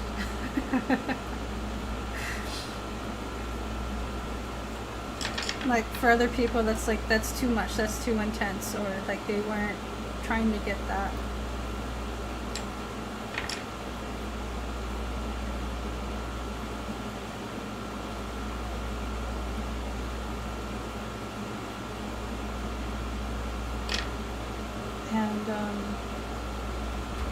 And sometimes I'm just like, how do I keep myself nourished and like with like a very rare personality type, a very rare nervous system orientation, a very strange and unusual life,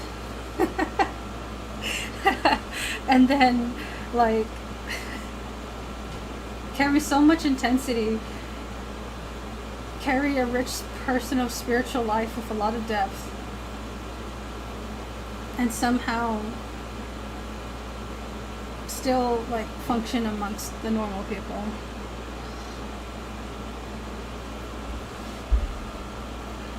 And a big part of it is really just keeping my sovereignty and inviting gentle emotional invitation. But it doesn't necessarily mean that like I get nourished. So when I do interact with people, it really takes a long time.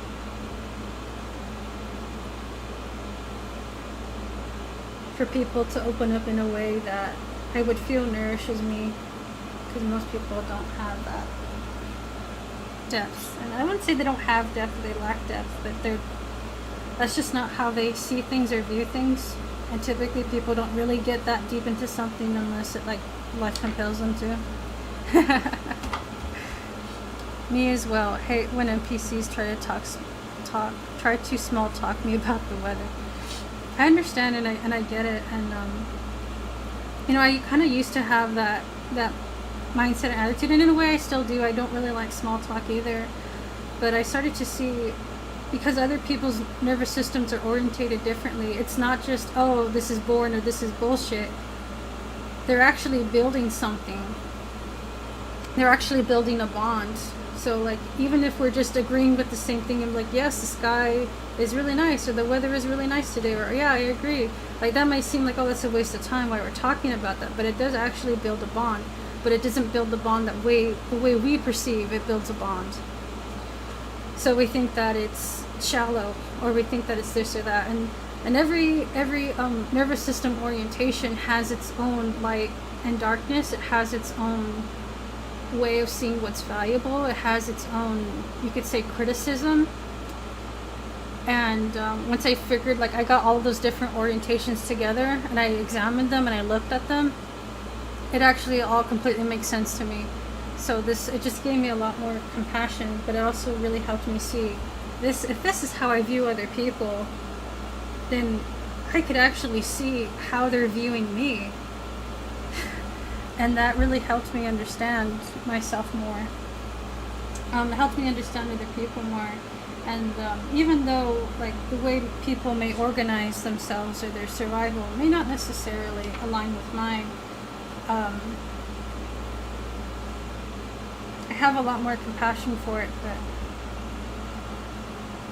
like I said, like, it doesn't necessarily nourish me, but at least my perspective isn't alienating itself because this perspective of compassion actually brings me closer to people, even if at that time I don't feel close to them, but my perspective allows me to understand other people in a way where even if they don't really interact with me that much, or even if they don't say much, or even if they don't reveal much, like I know who they are.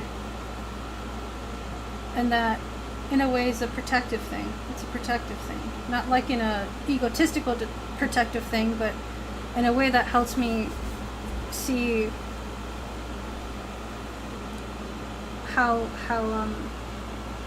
they utilize their sovereignty or lack of sovereignty, because I know their personality and the way they carry themselves, or their nervous system orientation, or the way that they act. Like, it's so much more easier for me to not let it psychically attack me, or for it not to not for me to not let my sensitivity hurt me as much, because I understand where they're coming from. This doesn't mean that I don't have boundaries or whatever, but this tells me, like, where and when should I put my energy into something. And it actually helps me a lot in leadership too. I'm trying to figure out how these colors work. It helps me a lot in leadership too, because most people, and this is what I hate about school, it's like you need to be in groups so you can learn how to like be with people and talk to people. No, you don't learn social skills in school. All it is a bunch of cults and hurt children, and like we didn't even learn about communication. Like, we didn't actually study it until like I think the 80s, where we actually studied it, like the topic of communication. And you're just going to put these kids in a classroom and be like, oh yeah, they're definitely going to learn how to communicate. Meanwhile, like, the rest of humanity hasn't even caught up to what it means to communicate, or what communication is. Yeah, but these kids are totally going to figure it out. Like, it's just... Oh man, public school is its own kind of hell. School in general.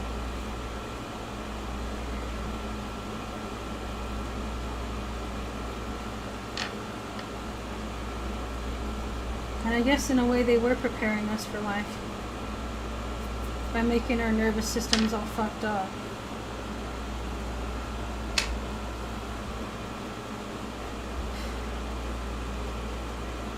But everyone's different, you know. I don't know, I wanted to go with this purple, but now I'm not sure if I want to go with the neon purple. And I wanted to go with the red. I couldn't figure out the color combination I was using, and I ran out of black. I'm not trying to figure out... No, this one's empty too. I use black so much.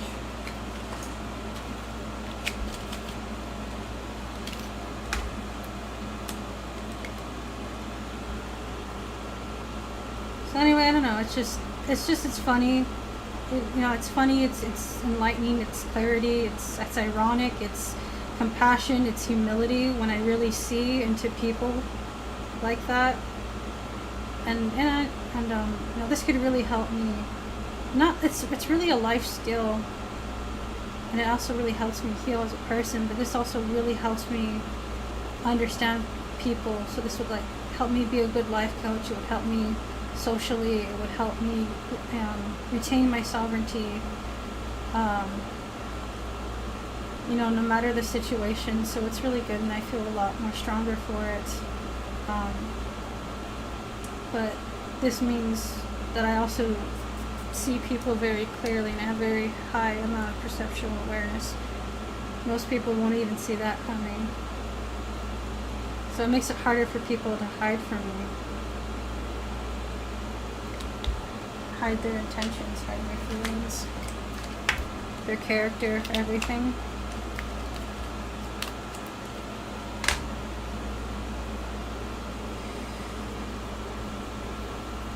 Okay, I know these things don't work, but like, what am I supposed to use? This one is Firefly. What the heck is that? This one is, I don't know. Am I reading it right? I don't know. Is it in a different language? Like, are they just making up words?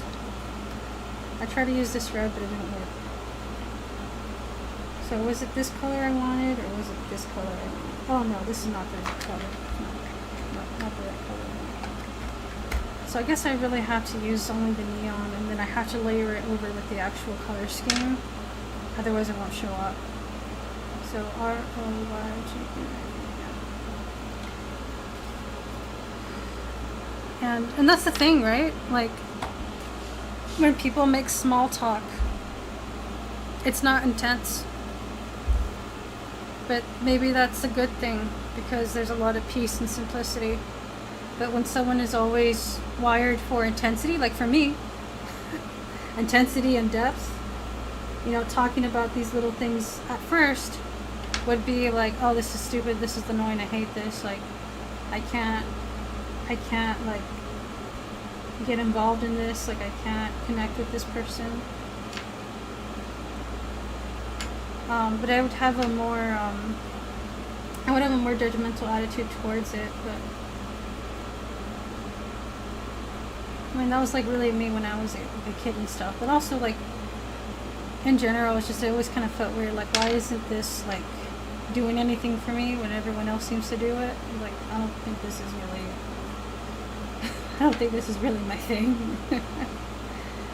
Yeah, the orange isn't really orange. I'll just have to go with the way I did it last time. I'll just have to layer it.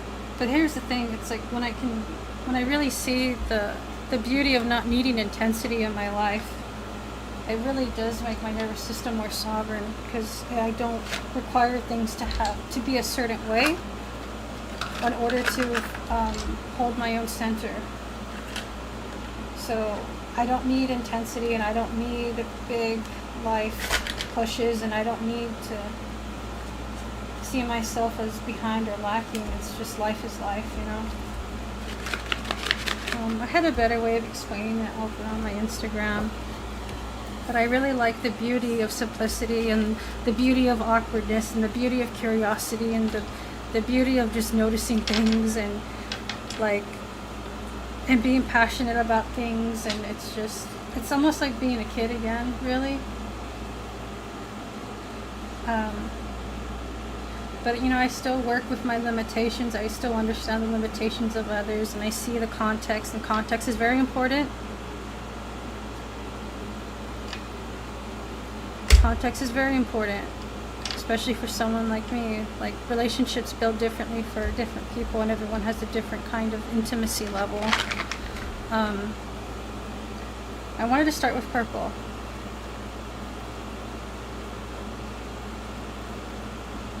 Okay, good.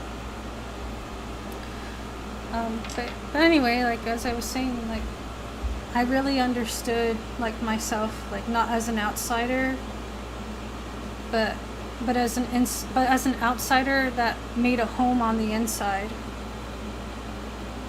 and now sees the outside not as something separate from me, but sees it as a different point of perspective that I can connect to from a compassionate way, even if it's not necessarily my preferred way of connection.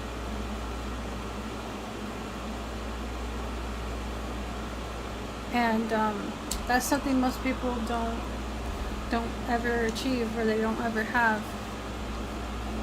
And I'm actually able to navigate this without losing myself, without losing my center, without losing my identity.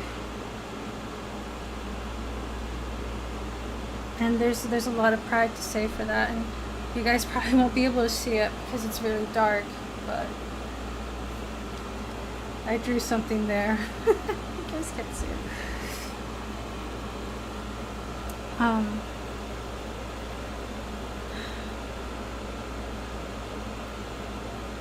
And another thing is, like, I have a tendency to not be able to hold depth to myself, and typically when I feel depth or I experience depth or something, I have to talk about it. Not a good idea all the time.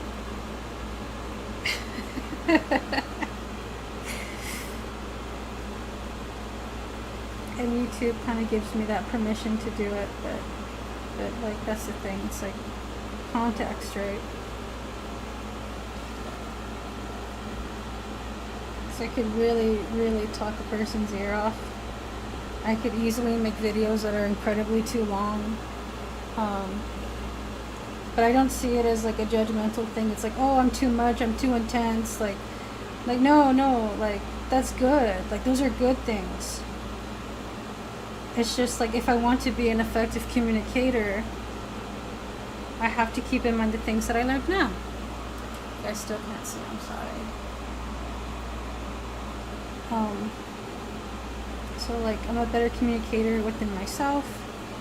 And of course the nervous system has to do with communication, so isn't that funny how things line up? You guys still can't see what I'm drawing. What am I drawing?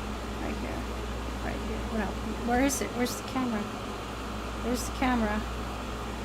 Where's my finger? There it is. I'm going across the edge here. You still can't see it though, but I know, I promise. I'm drawing purple here. You just can't see it.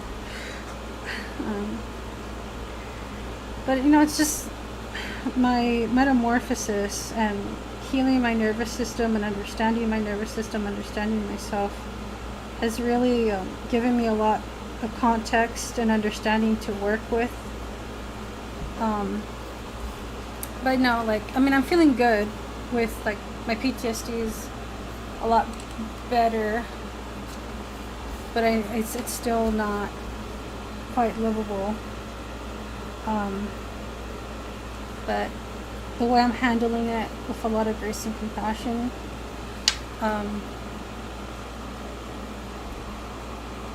that is invaluable, because not everyone, it's not something most people want to have or think about having or realize how useful it is to have it in their life. But it really is. And it's like, it was just meant for me, because I'm exactly the type of person that would appreciate it.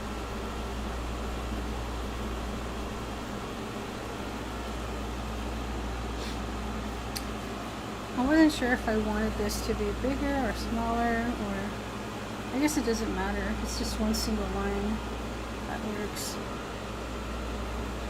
Alright, so there's our purple. So now I gotta do indigo.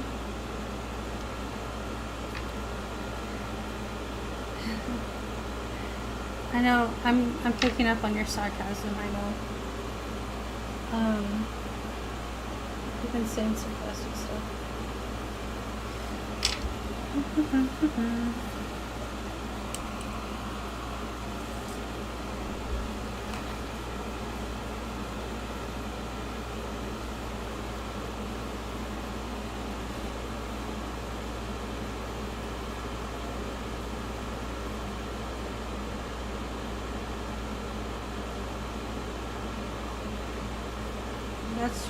That's just what I've been up to, what I've been thinking about, what I've been learning, and also why I haven't been posting on YouTube. And I just, it's funny, it's like, I don't know how to say what I just said, but I don't know, I don't necessarily feel like, do I need to say this? Do I need to make a video on it? Technically I already am, it's just a live stream.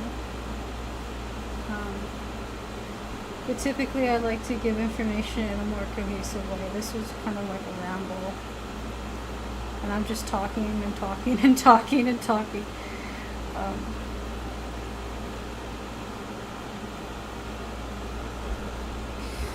Hold on, I'm sorry, it's just like the camera keeps going away because I'm drawing in a different direction. Gotta be real careful though. I don't want to mess up.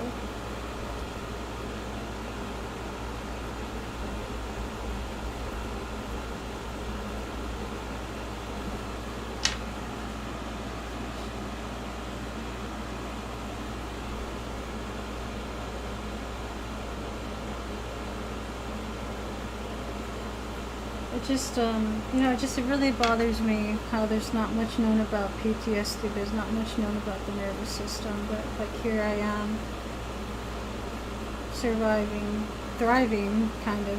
I would say I'm thriving. Because most people with PTSD, it just depends. Because there's different levels of it. I'm like, I don't even know. Like, it's hard for me, but I can only imagine like what other people are going through. Okay, so I remember in the past I was thinking about putting a pattern, but I guess I'm not doing that anymore because I already started making lines.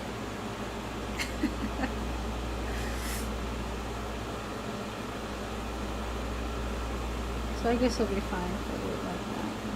I thought it would be cool if I had a pattern, but I don't know. It's just a background.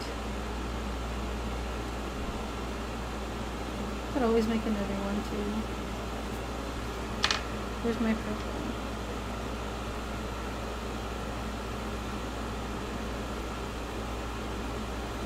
Sometimes I lose the line and I'm like, it's too faint. I don't want to like draw on the purple.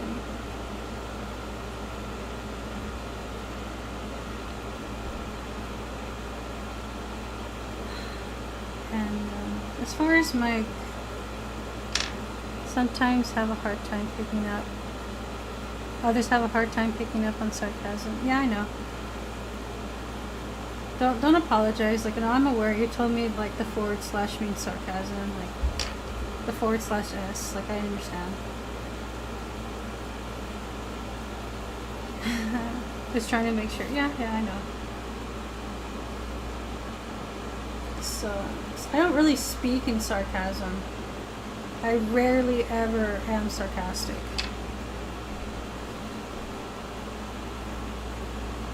I might be more sarcastic when I'm angry, but even then, like, I avoid that situation in the first place because it's not working usually. Can I have a zoom out? Oh, yeah, give me a second. You want to see what the whole thing looks like? I could try. Give me a second. I have to maneuver some. There we go. Just.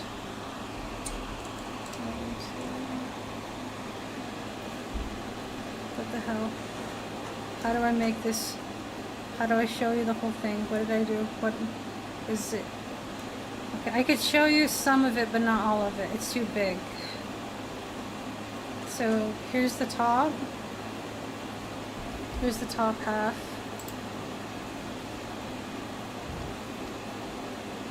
And then here's the bottom half. Oh my god, this is so beautiful. Look at that, it's so beautiful.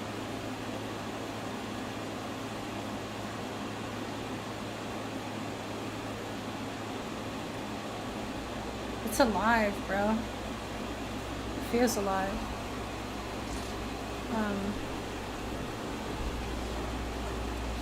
Like when I really catch, like when I catch the intuitive hit, I'm like, this is more than just an art. Like this feels more alive because I can recognize it.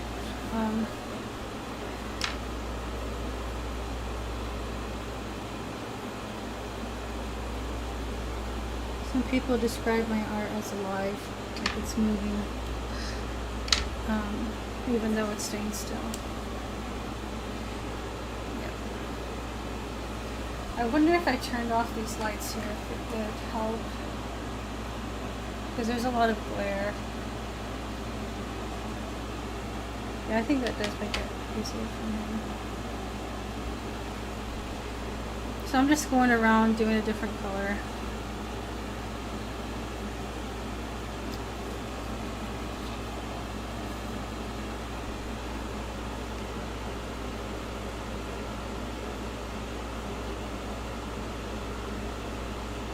I don't really know like what's next for me, or like what's next for my YouTube, or Like, I just don't know.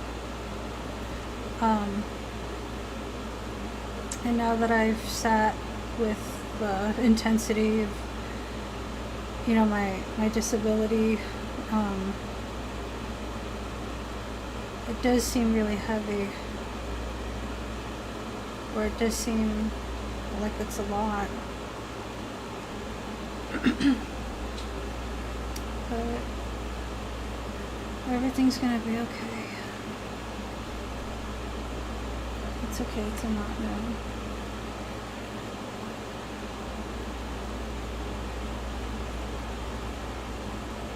Because that's what it means to be in the present.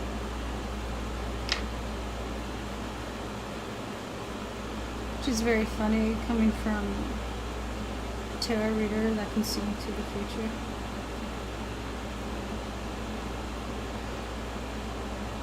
A lot of people give their sovereignty over to the future. That's another way how people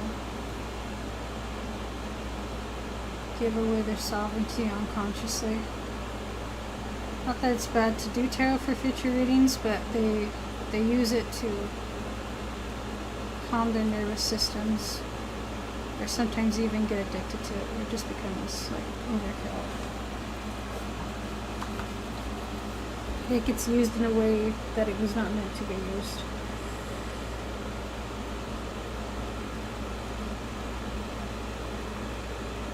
There's a lot of people like that.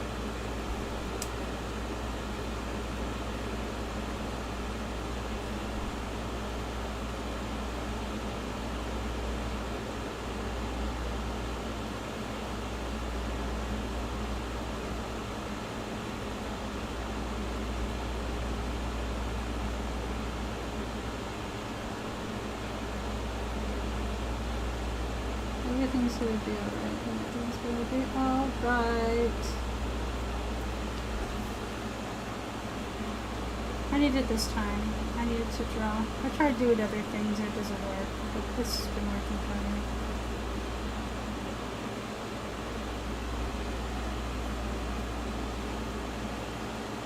This book I made it a little bit too big. But it's okay.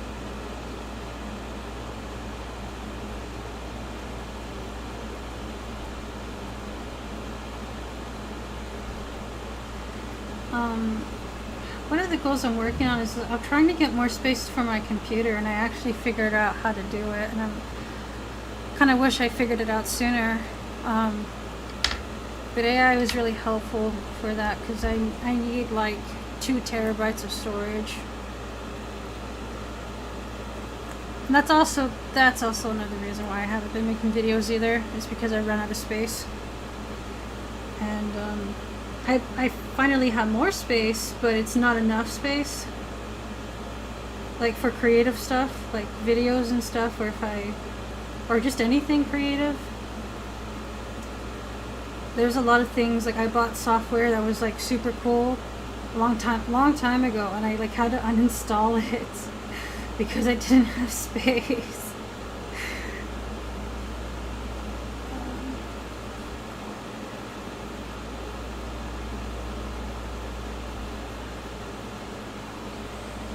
But I'm trying to save like I think I need like $350 to get the 2 terabytes of storage for my computer, and then the adapter thing to copy my hard drive.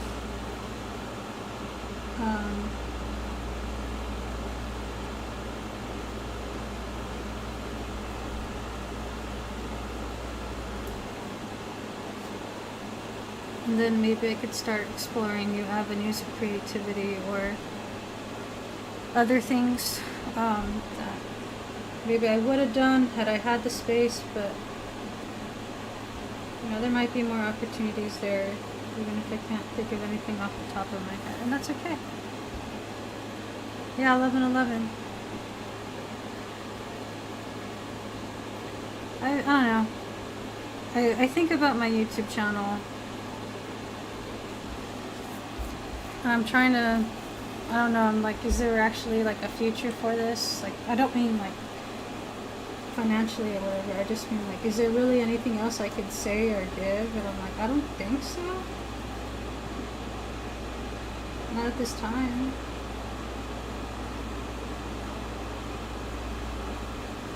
Just mostly been live streaming, if anything, but it's been a long time since I've actually made a video.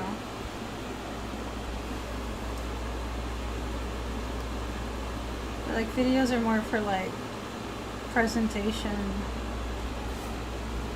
This is more like community chilling out with me.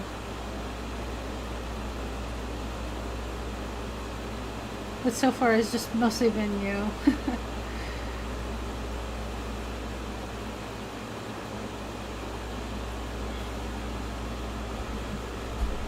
Just you and me.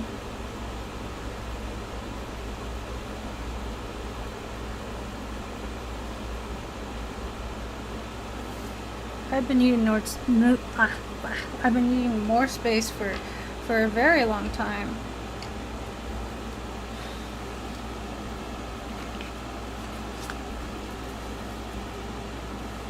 For a very long time I've been needing more storage in my computer.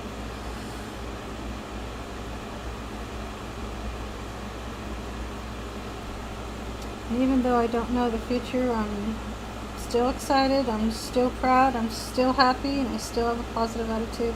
And I'm not just saying that. I actually feel it. Most people have to force themselves.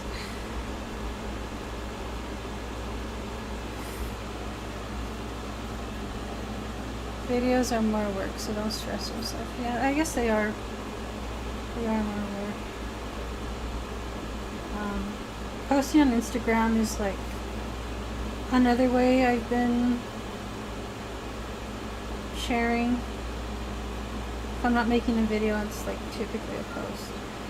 Oh yeah, that was one thing I wanted to do too. I wanted to share my posts on Instagram, but like on YouTube. Because not everybody has an Instagram. Or wants to be on Instagram, and I get that. But there's a lot of good tidbits of information there that I think other people would like. It's just a bunch of reading.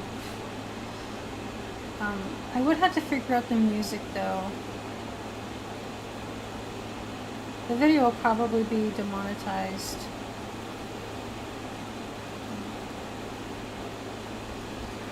Not that I was monetized to begin with. I think I need like way more followers to get monetization.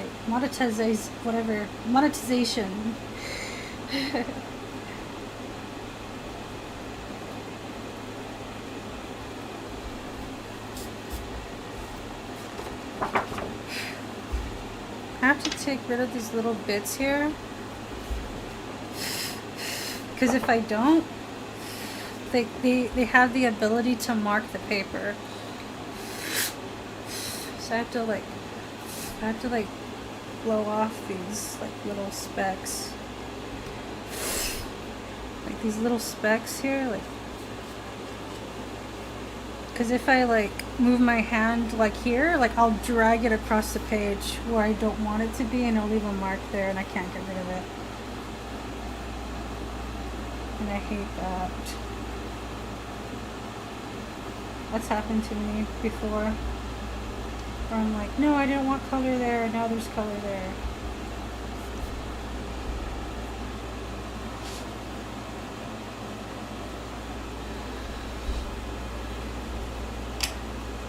Yeah, I mean, then like my health has not been as good, like at least physically.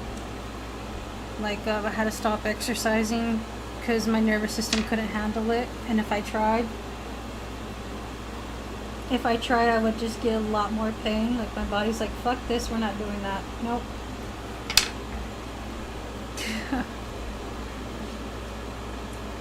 A little disappointed because I worked hard, but I'm trying to gain more orientation, more simplicity, and like reorganizing how I view work, and stuff like that, because like it was through a PTSD lens, and like restructuring like my relationship to things like that. Now my body's coming down more. The energy work has been helping. The magic has been helping. Because yeah, that's the thing. It's like, even if I have the will to do something, if my body says no, like I have no choice but to comply. If my body says we're not sleeping, too bad, then I can't sleep. Like, sometimes it really does feel like I'm at the mercy of my own body, but it's not really how it is. That's not how it is at all. It's just trying to protect me. It's just trying to keep me safe.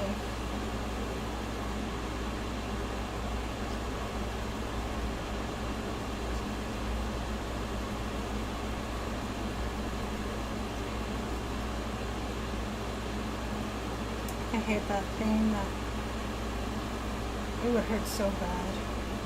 I hate nerve pain. Hate fucking nerve pain. It's the worst pain ever.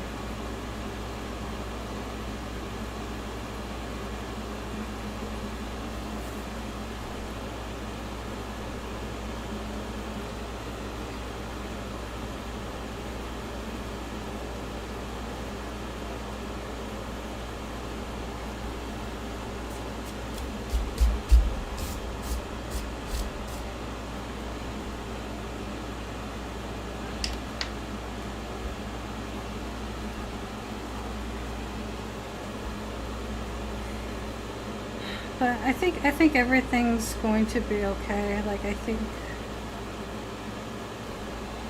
my healing is gonna help me regenerate, and I'll be better than ever. I'll be better than anything that I've ever thought I've lost.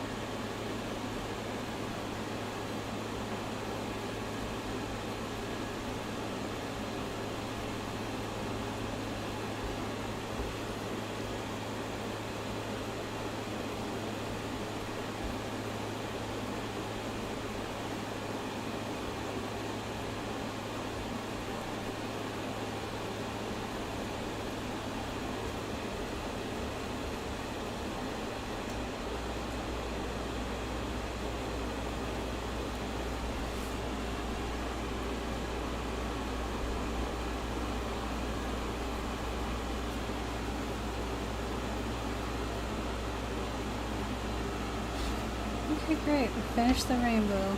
Now we gotta do the rainbow again. Or I don't have to. I could keep it like this. Well, like this is technically correct, but the color scheme isn't correct. I just needed to place the neon placement so that way it could show up with the actual colors I want to use. I don't know. I mean, I do have an opportunity to like expand out the rainbow more. I'm not sure if I want to do that or if I just keep it simple. I think I'll just keep it simple. Or you know what, since I do have room, I could put a rainbow pattern, like spikes or something, a different pattern altogether.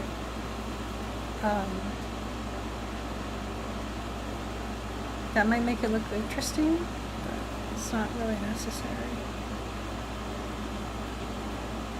I'm really proud of how this is coming out. That's really nice.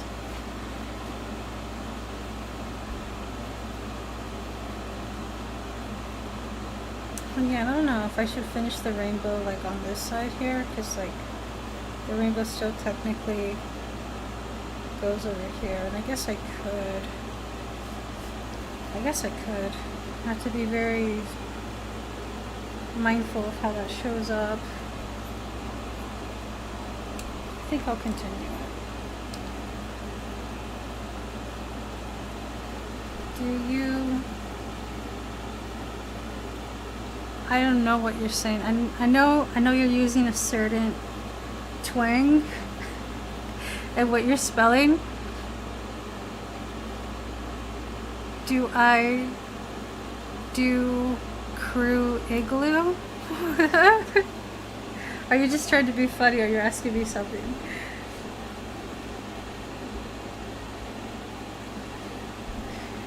You're funny.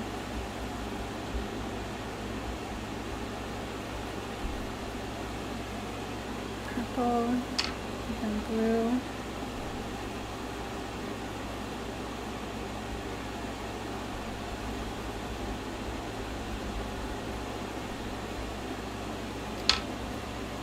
You don't know anymore. Okay, that's fine. No worries.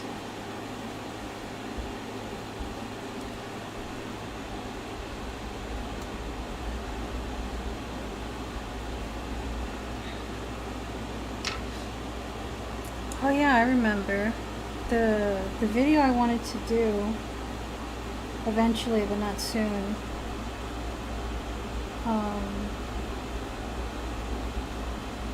Was on my spirit crossing. John helped me with that.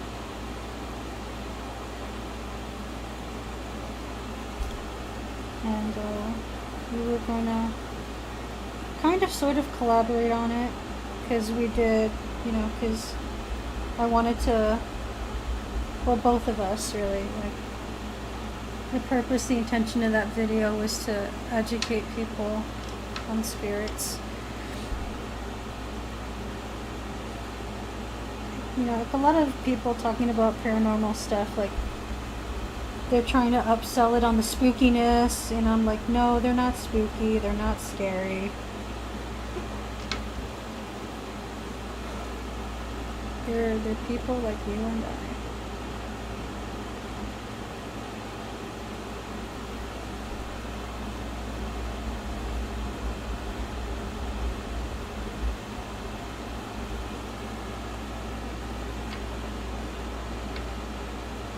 I was helping child spirits cross, and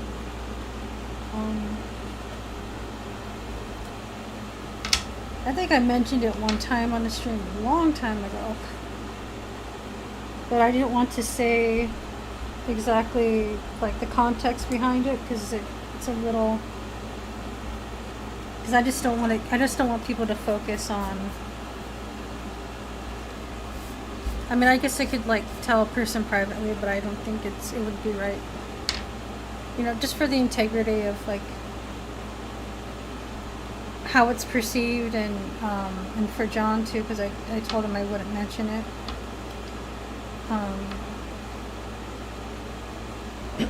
Spirit crossing, what is, like, what do you mean that is? Spirit crossing, it's when there's a spirit that is stuck and it wants to return back to source. It's kind of like, it's like energy that's stuck and it wants to return back to source. And they typically reach out to mediums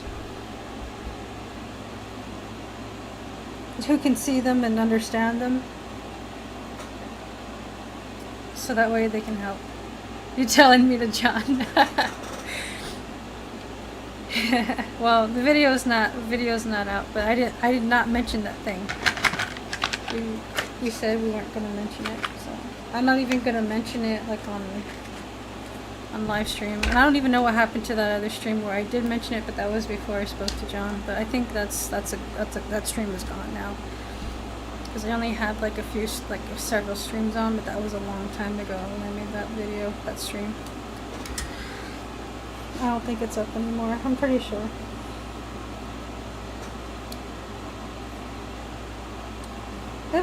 It's not a bad thing. It was just that it might distract people from like the point of like what the video was about.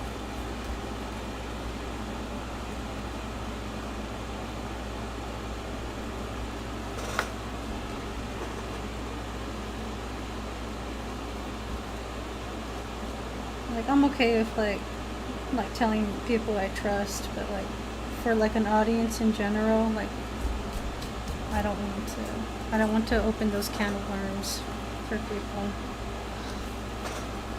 Because like I can't control how people will take it, except for like knowing like the type of people that I know that I can tell. Like it's okay.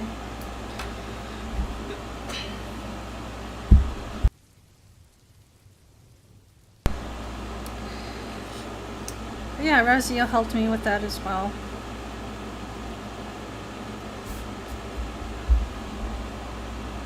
So yeah, that was really cool, but it was hard to do the spirit crossing because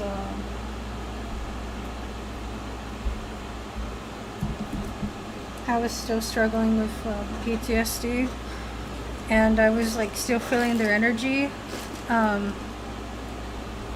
you know, and I just did, like I wanted to give them attention because they're just like waiting for me to help them, and I'm just kind of like, I don't know what I'm doing, but like I hear you guys like giving me clairaudient messages through songs. And like when I would tune into those songs, I would feel the intensity of their presence, and it was intense. It was intense.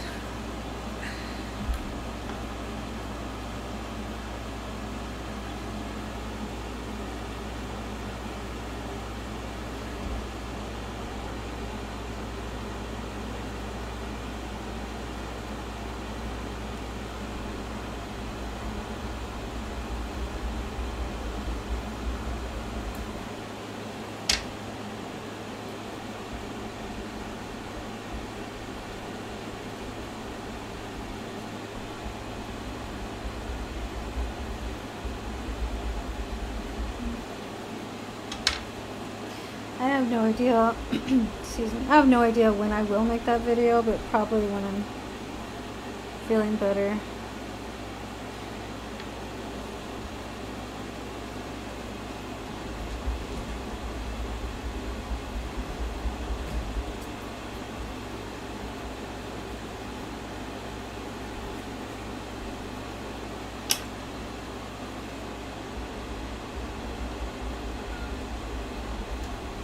I think my cat wants to enter my room.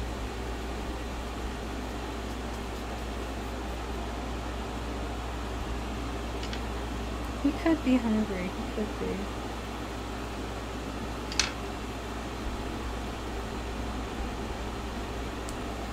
Alright, we did it.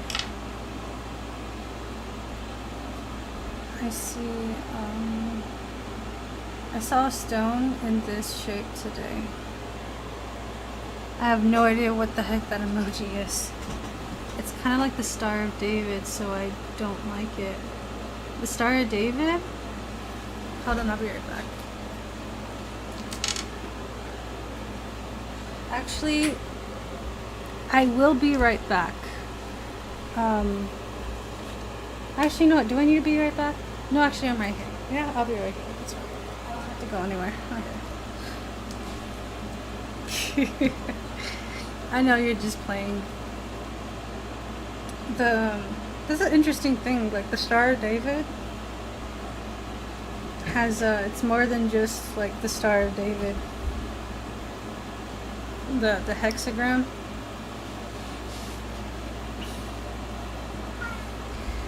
Oh my god. Okay, I think I do need to be back because my cat he needs something from me, so I'll be right back.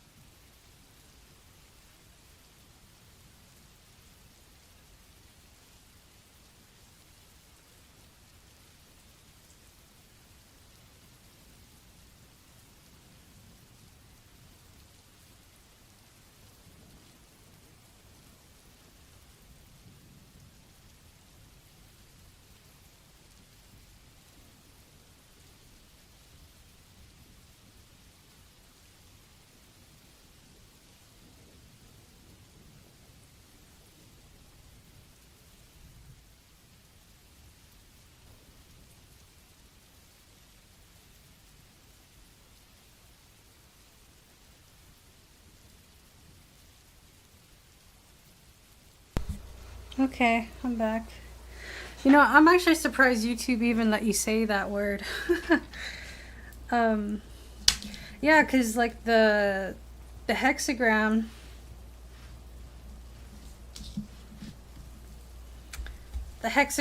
was it's also used in magic, and you know, people might see this as the Star of David, but a lot of symbols are not really unique to one type of like culture or recognition. A lot of symbols have been reused. But yeah, you know, it's like, it's really funny because, you know, Solomon, like Solomon in the Bible, was a magician.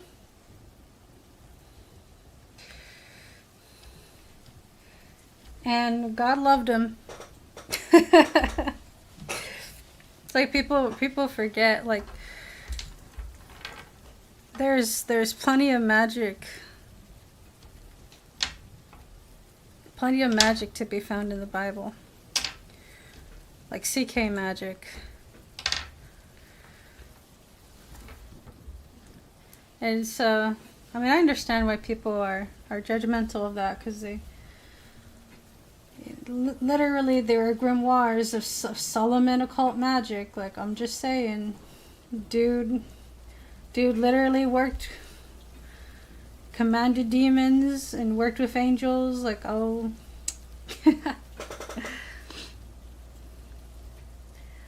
I don't know much about I don't know too much about David, or like the Star of David. I feel like I would have, or I should have, because I used to be religious, but I don't remember that. Yeah, oh, he was a king? Was David a king? I'm not sure. Actually, I don't know anything.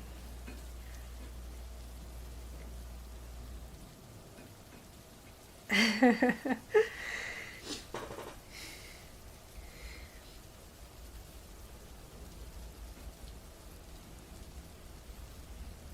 hear what you're saying. I just don't know what to say to that. I know where you're talking from. I think you're referring to past lives, perhaps.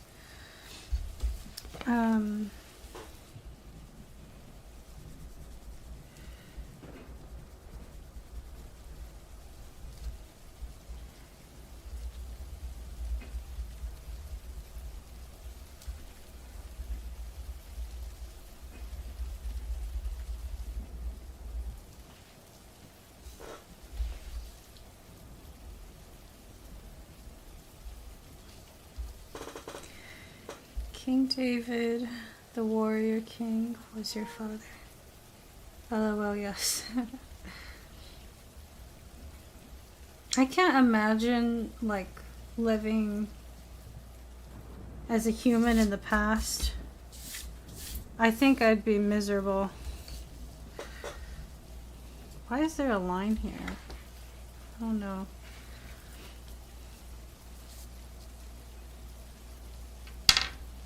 Cool. So now we can actually start using the colors I want. Where's the, I need to put these away.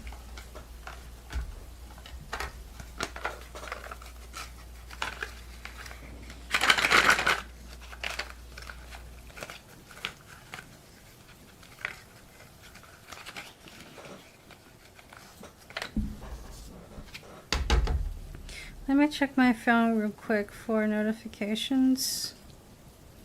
No notifications, okay.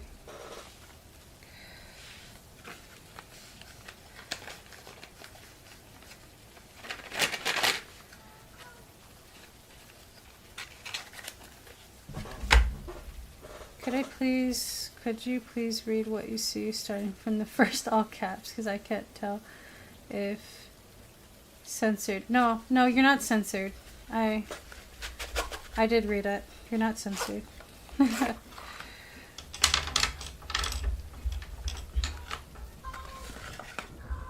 Is my cat still crying? I'll be right back.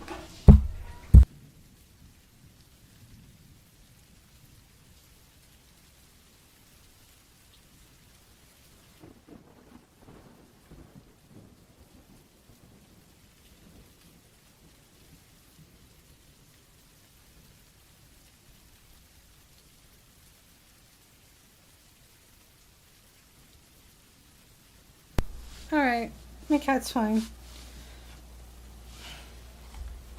Oh yeah, I got this out because I needed to get the colors. So you need red, orange. Which orange do I want? This one. Yellow. And shoot, I need blue, but not blue-green.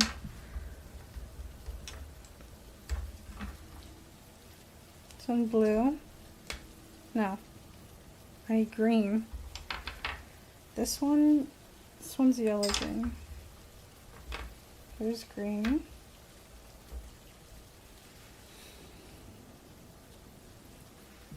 That's blue. Indigo. Purple.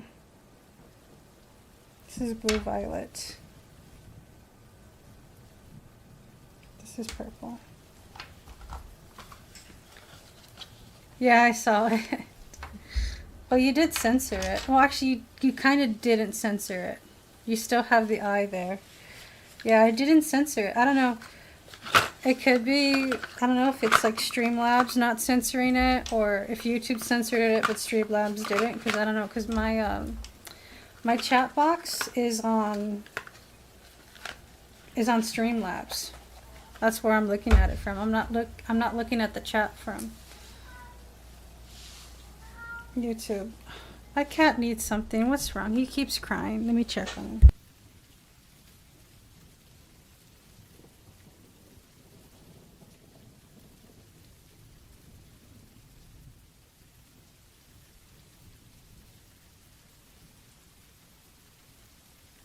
What's wrong, Romeo? Why are you sad? What do you need? What do you need? I guess he just wants attention. I'm right here. I'm right here. Oh, I think he really missed me. I think I can feel it. You missed me, kitty? Oh. I love you too, Romeo. Do you want to sleep on the pile of clothes? Do you want to sleep on the bed? He might try to leave. That's how he is sometimes. He's like, I want to be with you. He's like, leave, take me out of this room right now. Like, he's so funny like that. I'm right here, Romeo. Maybe he might find somewhere to sleep. I don't know. Do you know, right, like there's a word where they're combined, means fingernail in Russian? The K word. I don't know what the K word was. No, okay. No, I did see it, but I'm not familiar with that cuss word. That's probably what it is. But yeah, no, I did see it. Yeah, it's so funny how like words in other languages can mean something completely, like can mean a cuss word in our language. It's kind of funny.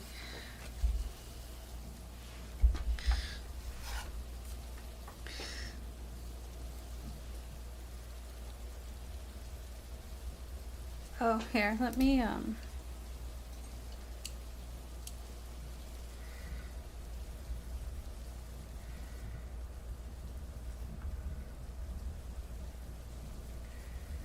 I hope this red is showing up, because I want it to.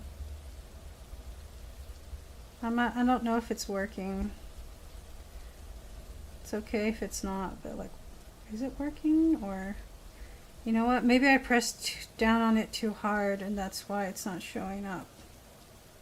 With the other layer, the first layer, I probably did too much. It looks a little bit better though.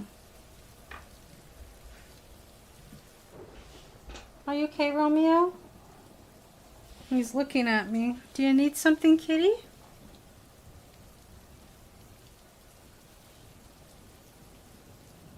I think he might want to sleep on me. Like he wants me to hold him. Sometimes I used to do that with him, but I don't like doing it because it makes my foot fall asleep. Romeo. Rome. Oh, he's just lovesick. You're lovesick, Romeo. Okay, let's see if he wants to sleep on me. Come here, Rom. Come here. Up, jump, jump, jump, jump, Rom. Get up. Come here. Come here, Rom. Romeo. Rom, what do you want? Come here. Do you want to be here? Where do you want to be, Rom? I don't know. He's just happy.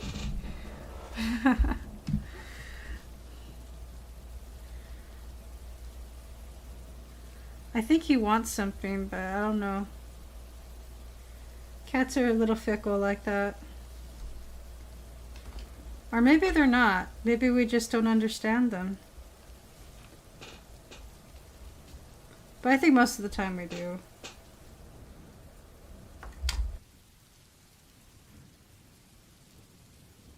No. Romeo, what's wrong? I swear, if you break this glass, I'm gonna lose my mind. You've broken so many things, dude. Please don't knock that over. Okay, well, I put the purple over the light purple. By happy, I mean gay, right? No. I mean happy. Makes sense because his name's Romeo. The place where we adopted him named him that, and we just kept it.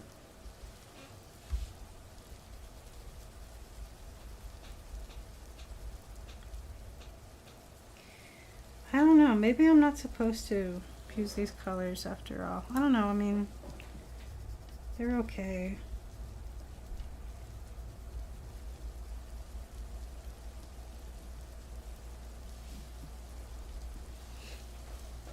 Okay, he's distracting me a bit. I'm afraid he wants something from me and I can't give it to him because I'm focusing on doing my artwork. Are you okay, Romeo? Now he's on my table. Rom, what are you doing? What are you doing? What do you want? Do you want to come here? Over here, baby, come here. Where do you want to do? What do you want to do, dude? Where do you want to be? You just want to be the center of attention all the time? Come here, lay down. Chill out. Chill out. It's okay. I'm right here.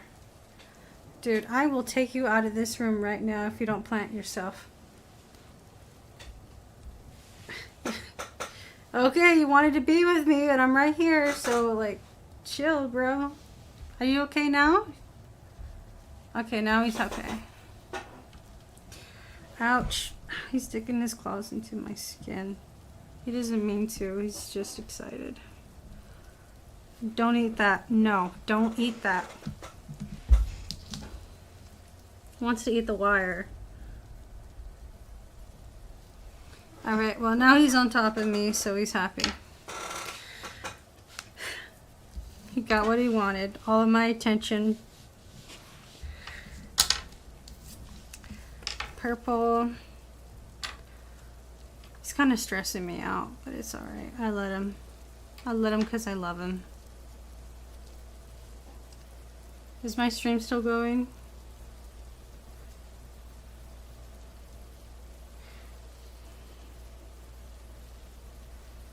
I think I gotta be careful. I don't think I'm supposed to press down on these crayons too much because I noticed that it does lose its color, and I'm concerned about that because I just placed all this color here, so I want this color to stay. Thank you very much.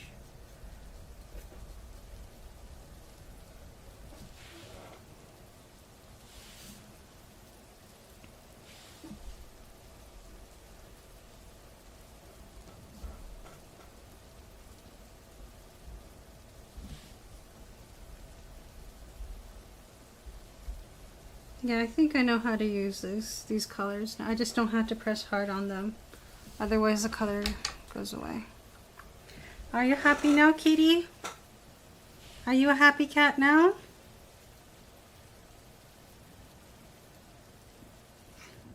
I think he misses watching TV with me. Because that's another time he would be next to me, and I guess I haven't done that in a while, so he misses me.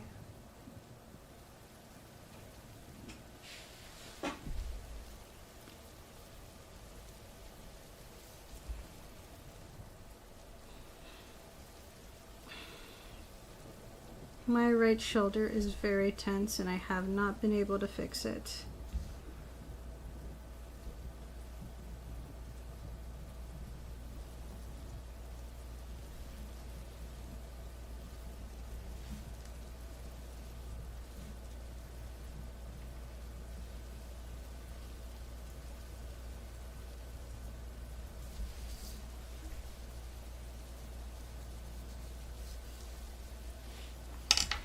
For some reason, the light blue color doesn't show up here. And I don't know why, so I'm gonna have to readjust it here. Hold on.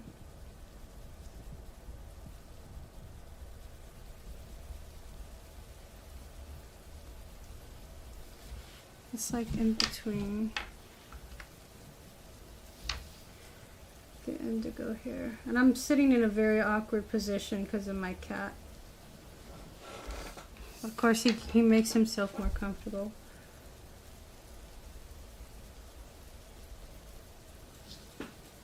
Are you feeling better now, Rome?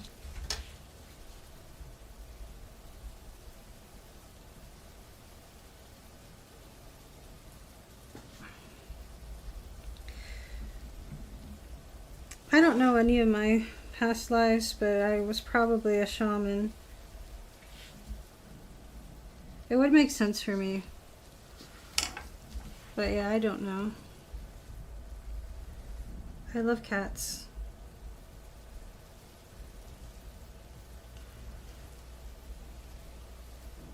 Cats are love, cats are life.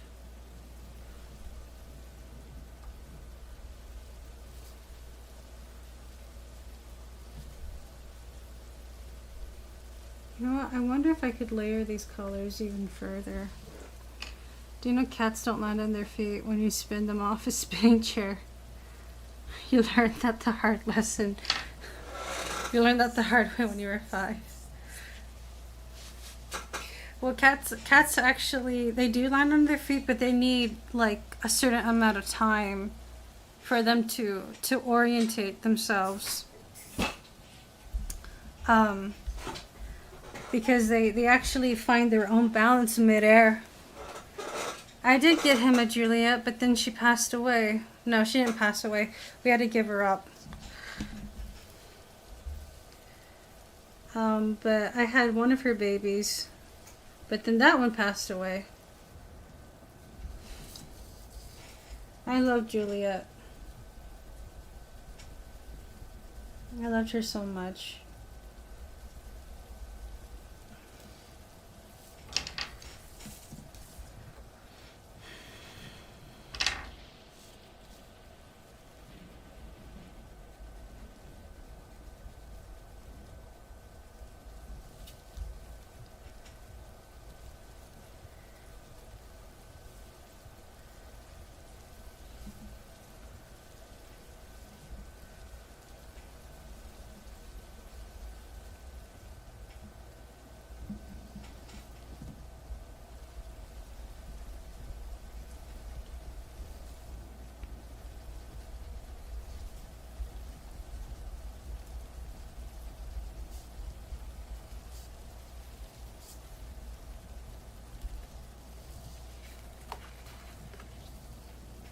Why?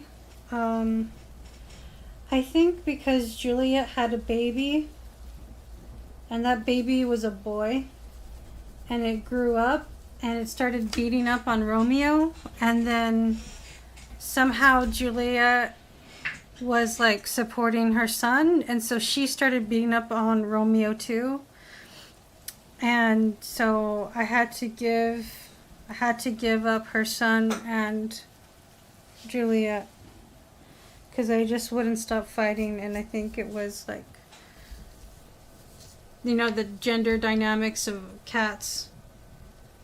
And Romeo's fixed, right? So he doesn't really have like that ability to like protect himself. And even though, well, see, Juliet was an adult cat, but her kitten was like maybe more of a teenager, not even a year old, and still beating up on my Romeo. So we had to get rid of both of them to stop the fighting.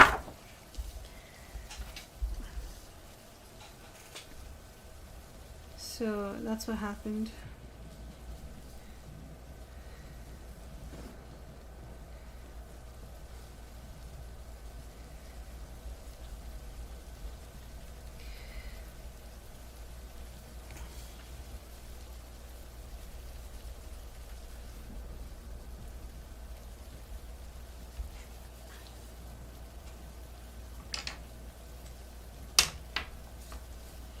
I wish things didn't end like that,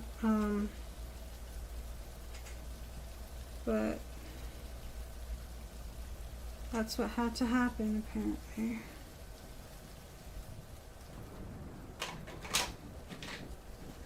Romeo, stop. Okay, now he wants to leave. Get out. Out. Get out. Out.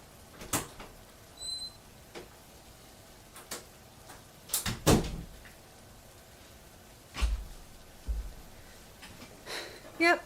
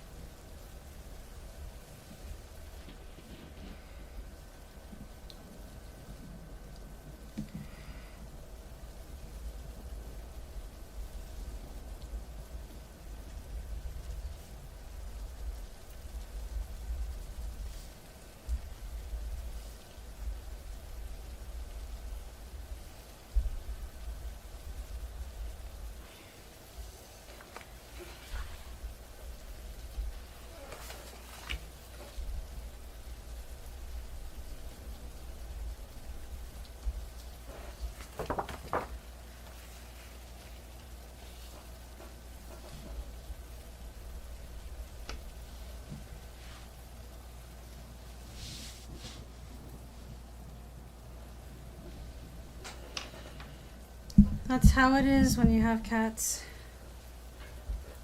Catnip, no. It wasn't the catnip. It was, he just wanted to be a boy cat, and he just wanted to fight. He wasn't fixed, so they have that instinct to fight and to have territory and stuff. It's the cat life.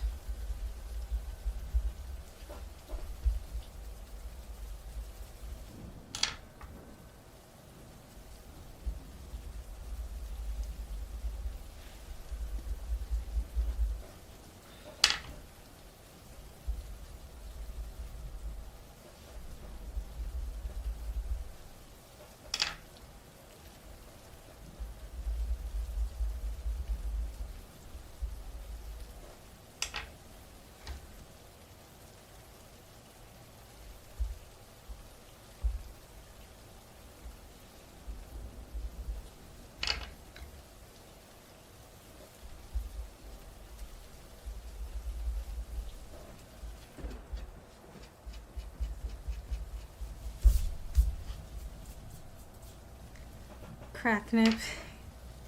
Yeah. That's kind of funny.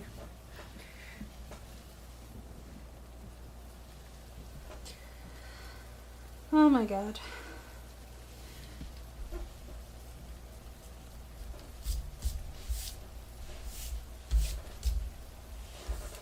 Well, we made a lot of progress already.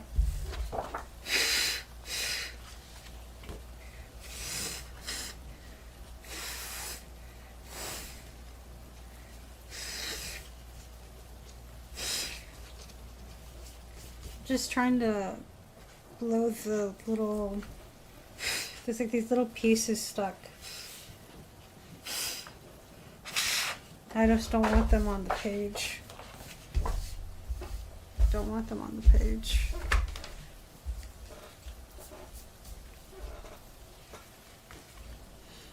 All right, it looks great. Apparently it's like cracked to them, yeah. So there's the other thing I could do, which is I could color the inside like purple, like the circle like purple, or I could start coloring the Pokemon itself. And I need to get the right gold colors because it has a specific color scheme. I can't just use yellow for it because it's not yellow.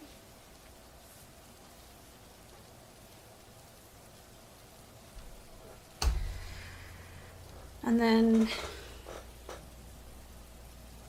I would also have to consider, like, do I want to trace it in marker, or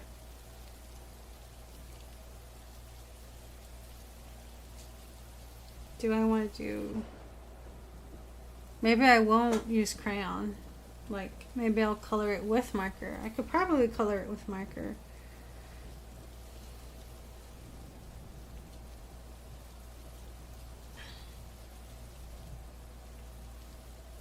I'll have to create a palette for that though.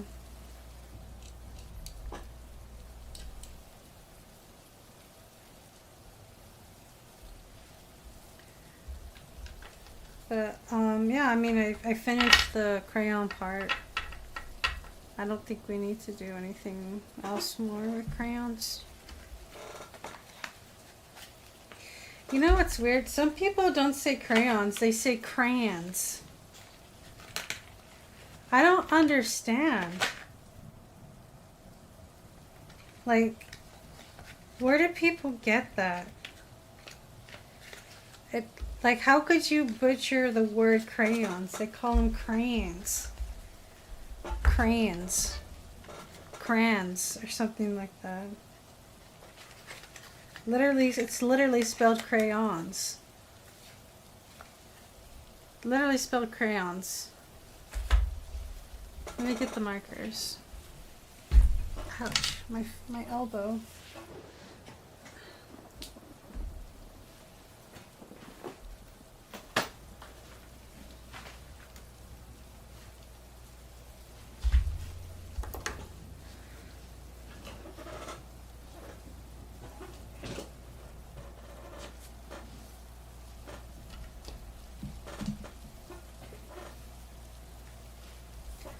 Alright, I need to look at my picture that I'm working with, and I'm going to need silver. Oh, black, shoot.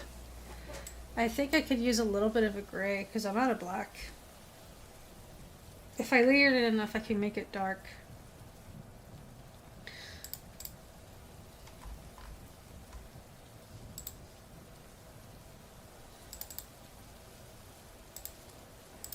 Let me check my thing.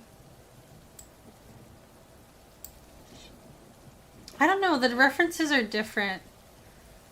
That I'm looking at it, like one of the references has a different gold. And then the other reference like has like two different types of gold. So it's a little weird. Like, one of them is like more yellow, one of them is more gold, like one of them is... I'm just gonna have to create one. I don't know, the 3D model, I don't know, but sometimes when they make the 3D model of Pokemon, the color's a little bit weird.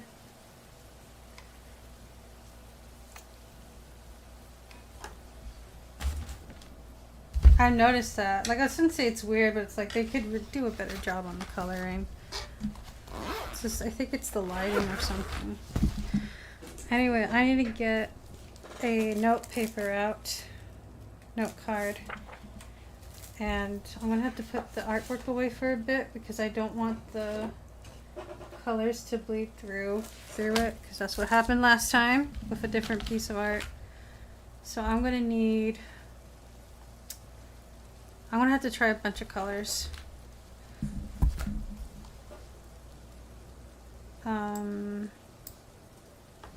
Okay, what are you guys seeing?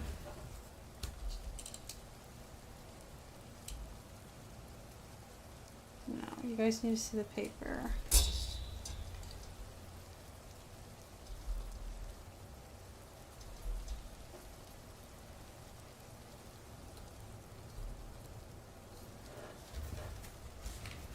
There you go. All right. So what purple do I want to use? I'm just going to start grabbing all the purples.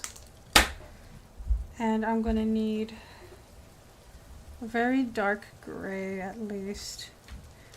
And do we want it to be a warm gray or a cool gray? That's the thing. I think a green gray might look okay. Because warm gray is a little too tree barkish. This is a pretty interesting. There's a cool gray. This one's pretty dark. Trying to find the ones I like. And then I need a gold color. Not gold, but this brown gray looks good. And then I need like a very light brown. Maybe this one. Alright, let's start testing. This one is Raw Umber 102. Oh my god, that's very dark. That is very dark and very brown, so no.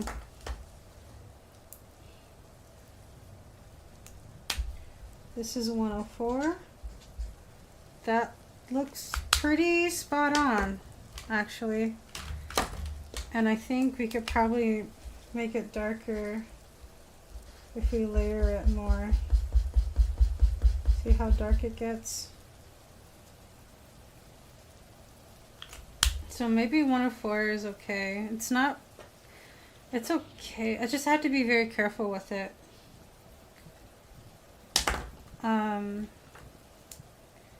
Next is CG4, Cool Gray 4.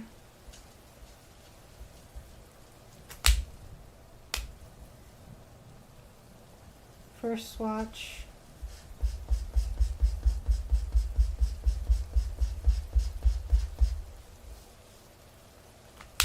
I think we can go with this one.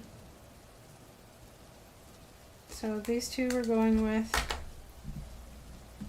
And this one is 75. This one's, I don't know why it says dark blue light. Oh my fucking god. I accidentally took off the marker itself. How did I do that? I don't know what I just did. What does Rum like to watch on TV? We watch Pokemon. Yeah.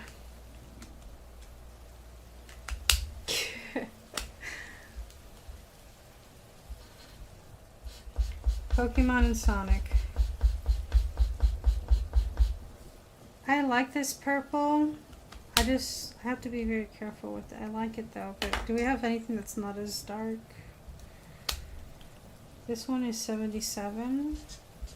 I like this one so far. Oops. I like that. We're gonna go 77.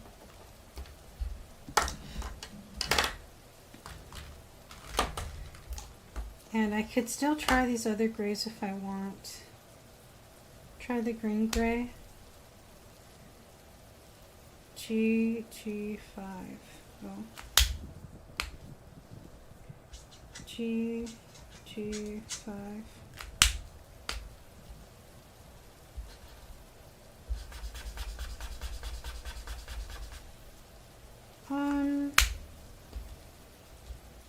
No, no.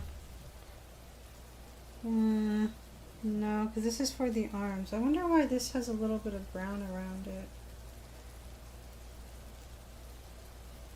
Don't know where that came from. So green gray is not a thing. Next one is cool gray. CG, oh fuck, CG5. Sometimes when I write a G, I accidentally write a 5. This one looks pretty good. I think I'll go with CG5 after all. We're not going to use CG4. Oh god. Okay. And then let me try 101. Because this one is more yellow and this one's a little bit more peach. It actually, the color did change a bit since it dried. This one's kind of orange.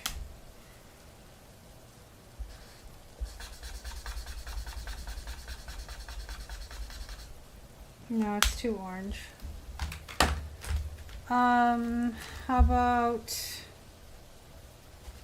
a different color?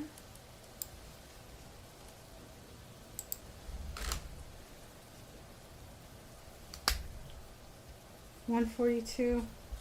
Oh, I forgot to tell you. So there is another crystal book that I found that actually mentions magic. And it's an old one too, so I kind of appreciate it more. I haven't read it yet, but I was looking at it for a bit because the author makes a lot of like the author made a lot of occult books from like herbs and oils and crystals and stuff like that. Apothecary.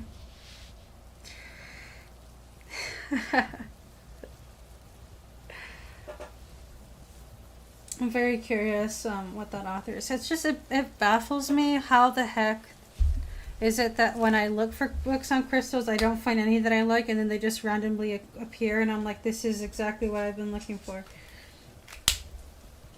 One of your football coaches yelled that, you'll never forget.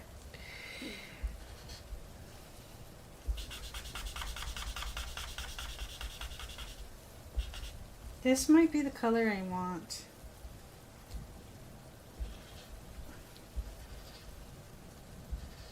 I think I like this one better. What do I have here? This was 104. 104 is kind of brown, but I think that won't be bad for the shield. I think the shield could be that color. Alright, so then 77 purple, 109 for the body. I just don't have a gold color, and I think that 109 is okay, but I don't know. I'm really trying to figure out, can I get that color? It's like an olive color, but it's like a light, I don't know. No, this is too dark. It's way too dark. Color's way too dark. This one, is there like a 160 somewhere here? Do they have a 160? 142, 42. No, they don't really have the exact color I want here. I tried 101, it's too orangey, which is so dumb. I don't like it. You have to test the colors to see if they actually are what they say they are. Want to try 67 maybe? Fuck that. No, it's too brown.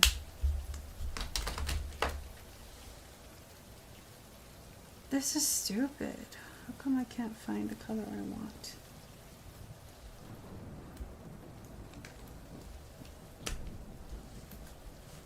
Yeah, the colors, they do change once they dry a bit, and now I'm starting to have second thoughts.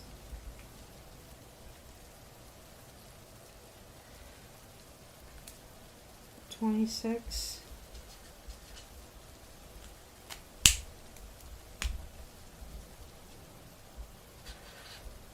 Okay, and then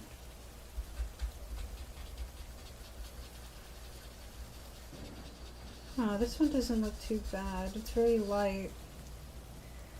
But maybe I could layer it. I could layer it with 109. 104 is going to be the shield, but 26 and 109 look pretty close to each other. I'm very curious as to why.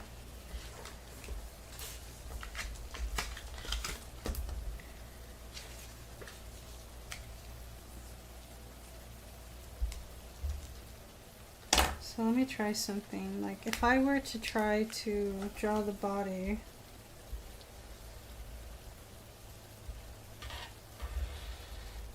but I like the way it looks. This is 109. And then what? Oh, I should probably do the lighter color first, stupid. Here's the lighter color version. This one's obviously more yellow, which I like. Yeah, 109 is pure, it's his pearl white. And then, I guess it's just the way that it dries, like, huh? Alright, let me try this again. Let me try this again. I got this, I got this.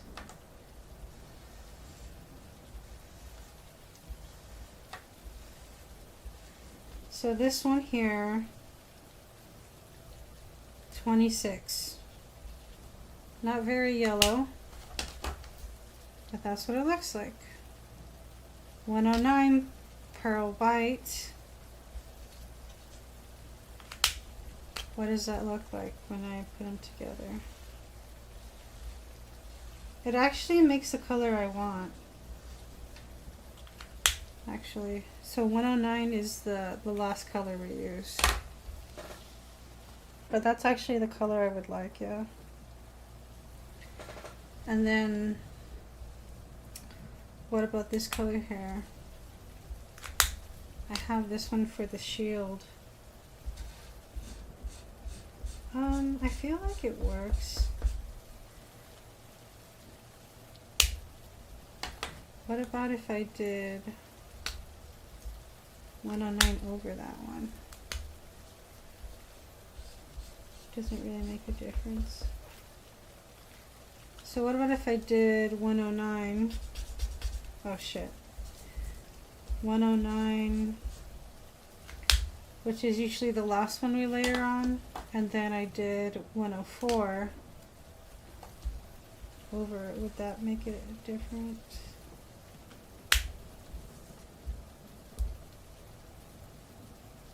No. Well, the one over here looks lighter, but this is still drying. I still think 104 is still good, though.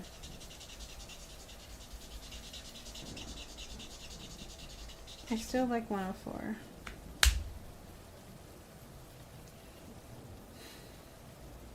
Alright, now let's see.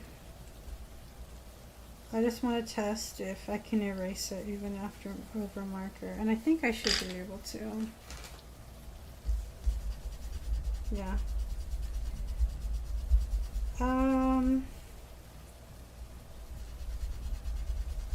I guess, yeah. I mean, it looks like I might have to go over it with a pen or marker anyway, but this is fine. It won't get in the way.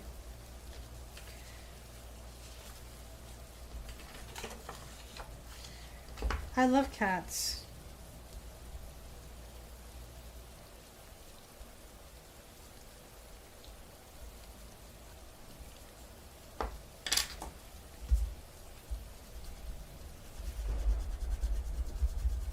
Well, granted, I don't think I pressed very hard on the actual artwork, but at least it can erase, which is good. So yeah, we got our colors. Yay. Hooray.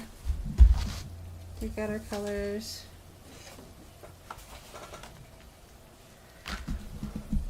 Oops. I used to think occult was for the bad bads. I know what you mean. Lots of people do. I don't blame them. It's because of movies. It's only because of movies.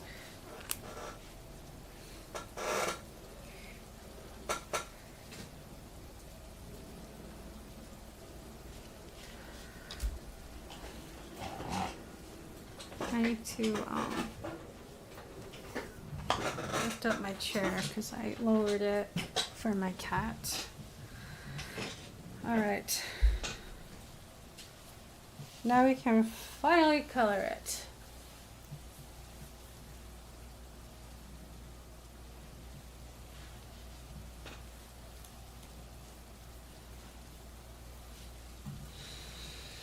I'm a little nervous. A little nervous. I don't want to mess up.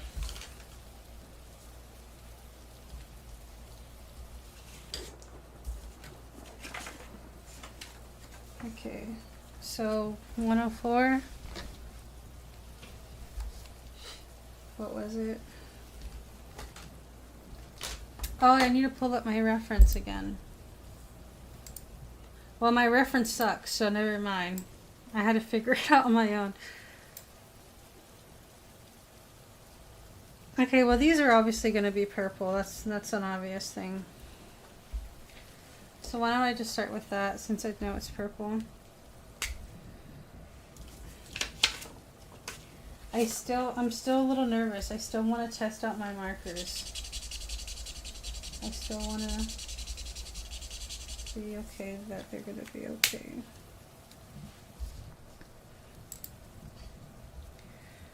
Please elaborate why occult is good.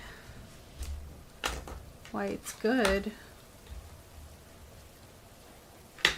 It's whatever you want it to be.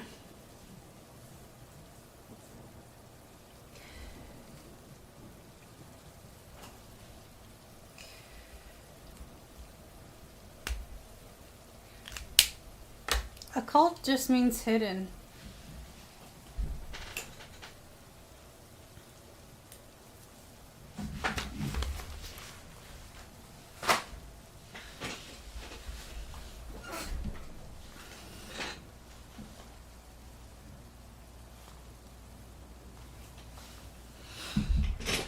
I can't really make an argument, you know, as to like why is it good.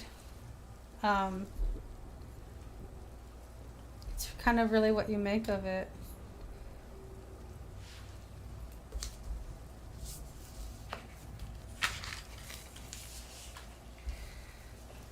And I made something good with it, so for me it's good.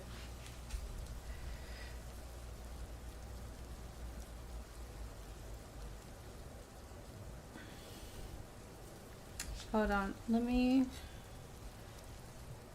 get this here. You're funny.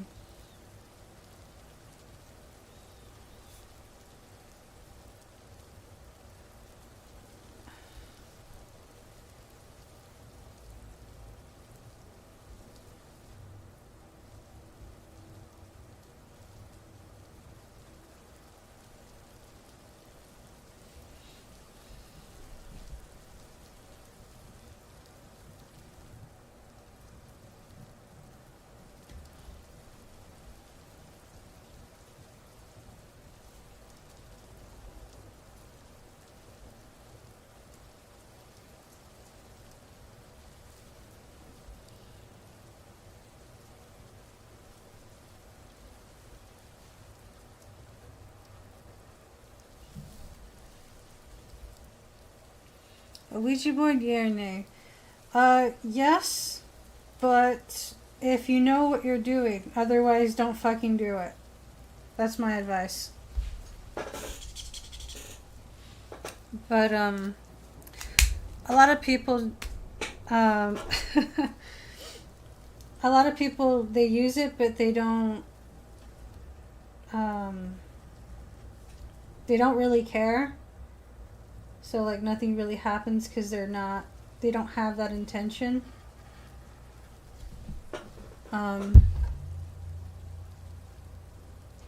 You know, they don't have that intention, so it doesn't really work for them.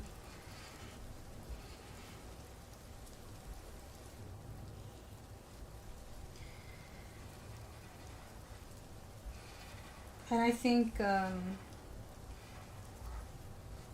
don't know, I mean, I know people buy their boards, but I think it would be better if you made your own. That way you can, you know, set it aside specifically with protection. And I mean, you still could even if you bought one, but I just think it's better to make your own. Okay, so I should never do it. Yeah, I don't recommend people do that.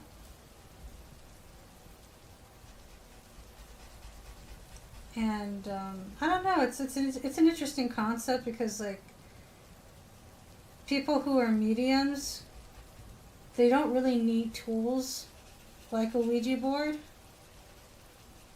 because the communication channels are already open for them.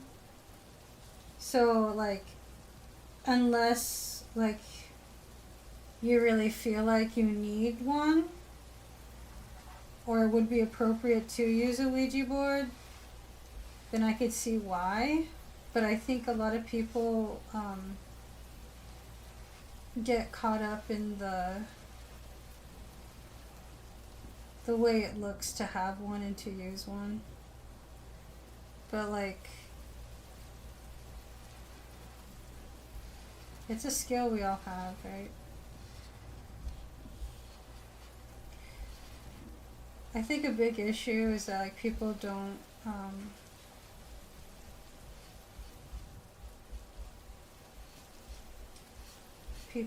protect their space. They don't set up a safe space, and they just allow anything to walk through, and you don't want to do that. But no, I don't think it's a bad thing to use a Ouija board. I think it's bad to use it irresponsibly. But for the most part, I just think if you really want to communicate to the other side, don't use a board, just go to a medium. But if you can't trust a medium, then most people go to a board. But they're still not responsible.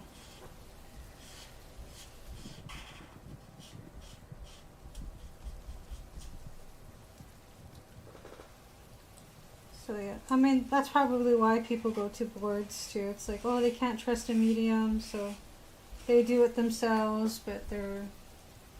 I just don't get it though. Like, how could someone do Ouija boards irresponsibly? Like, there's books and stuff on how to like work with them. But I don't know, maybe they just didn't have them back then. People just read the instructions on the box, and I'm just like, no, that's not enough. Okay, the instructions on the box don't tell you anything about how to set up a safe space, and you know, whatever else like you need to do. And like, you clearly shouldn't be using it if you're afraid. If you're afraid, don't use it.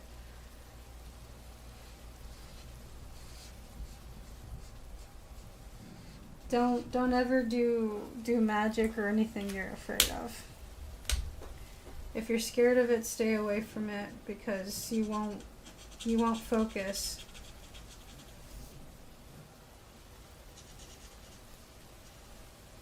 And you'll constantly like be on edge. And that won't attract the best energy to you.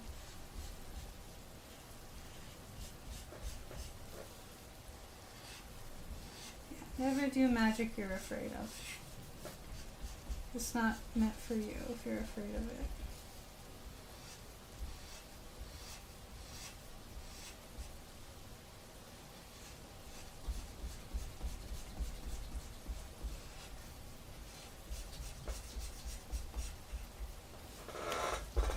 That's my advice. Love the color? Yeah. What's next? What other color did I want to use?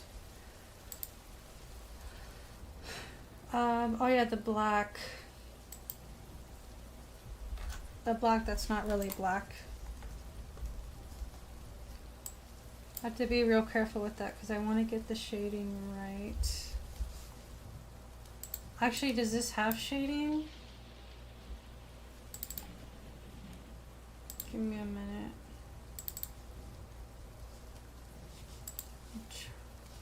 I'm trying to find, because the reference I used that I didn't want anymore, like, has the right shading. Where the hell? What? Hold on. I'm trying to find the thing I was using. Now I can't find it.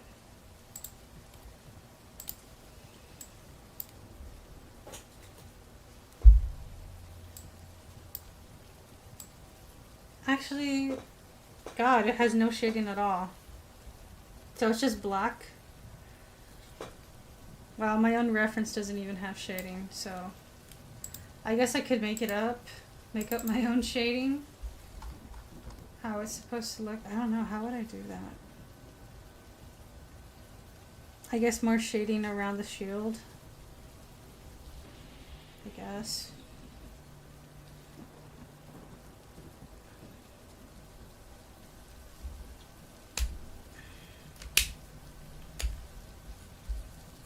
But the black for the arms is the same, it's the same black for the shield.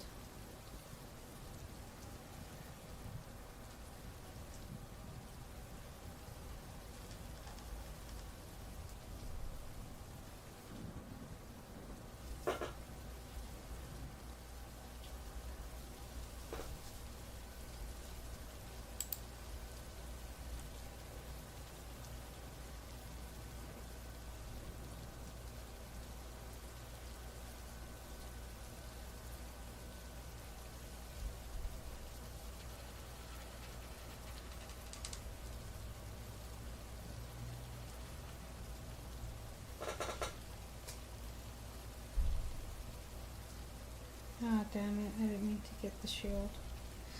It's alright.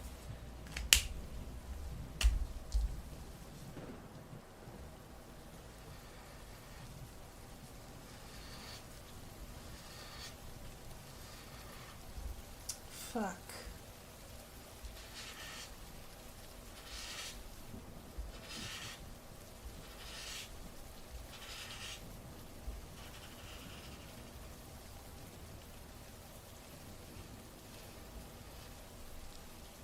I didn't mean for that to be like that. Fuck. It was an accident.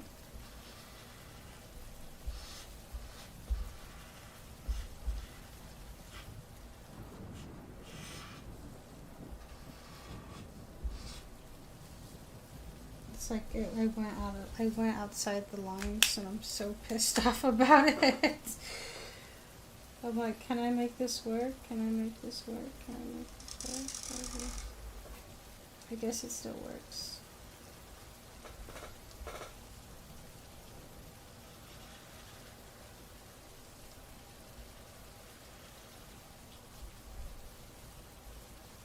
I did it too fast, so now it looks streaky and I'm mad at myself.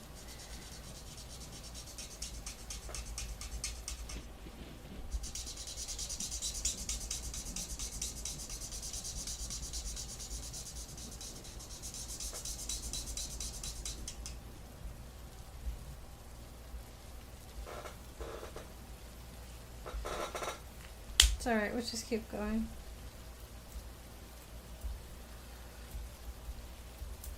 Yeah, I don't watch South Park. It's not really a show that particularly appeals to me.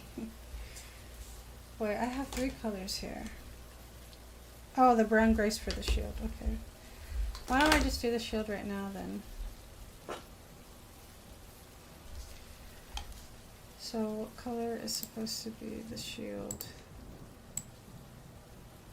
Alright, so it's like the 3 in the middle and the outer rim, okay.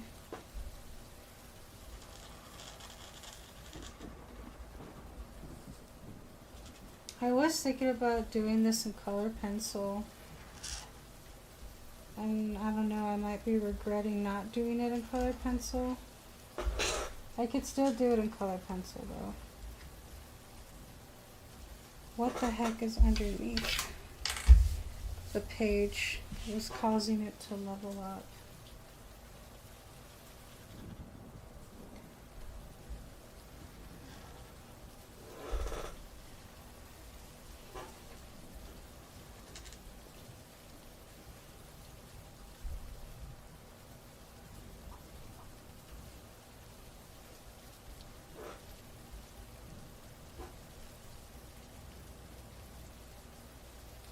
This is where I have to be very careful because my dyslexia might make me draw lines that aren't related or connected.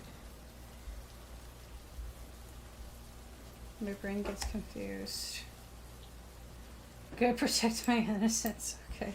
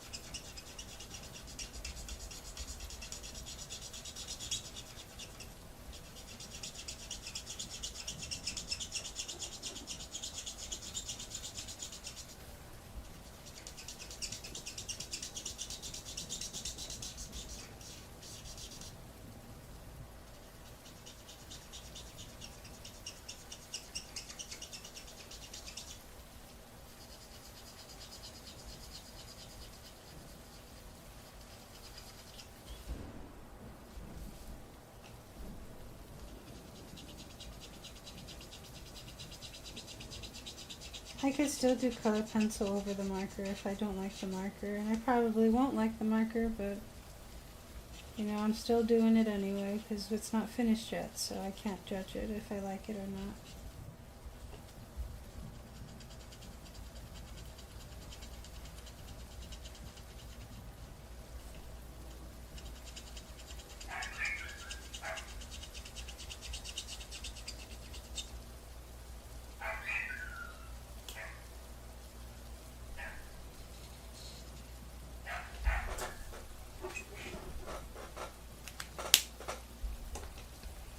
Yeah, the gray hair didn't turn out as good as I wanted it to.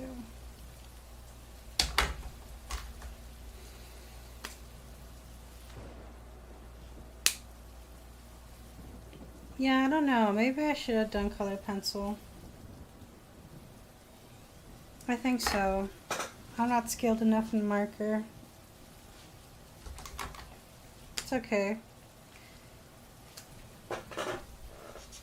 Maybe at least try to like make it look nicer. And you know what? I just realized something. It could be that this paper, I think it can handle a marker, but maybe it's not the best for marker. I hear some people use watercolor paper for their markers. And that kind of makes sense because of how absorbent watercolor paper is, and you probably want that. And that might actually prevent it from streaking. But watercolor paper is so expensive.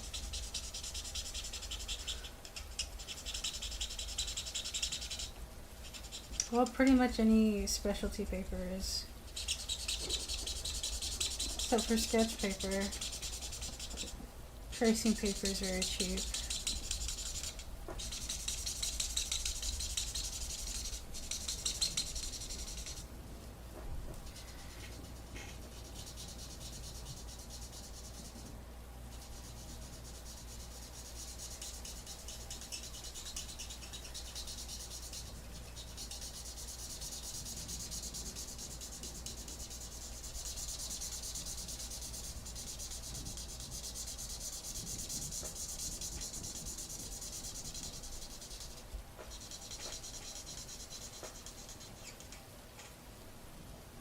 I fixed it up a bit so it looks less streaky.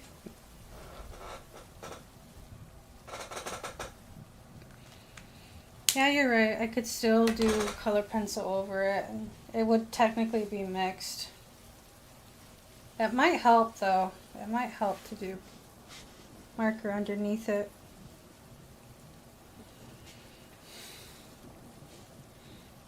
Maybe I will keep going. Maybe I don't need to give up just yet.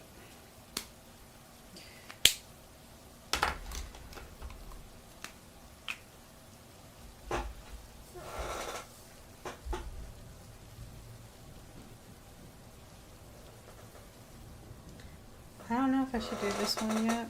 This one here, because it does have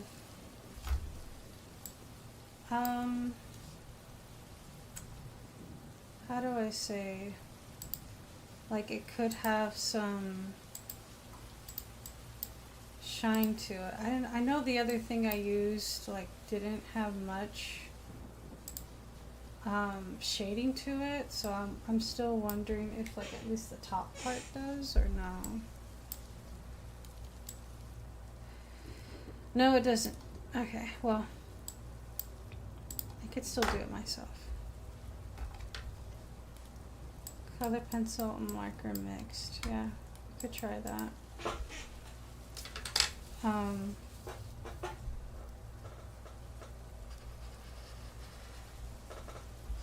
sure the color pencil will just completely cover the marker.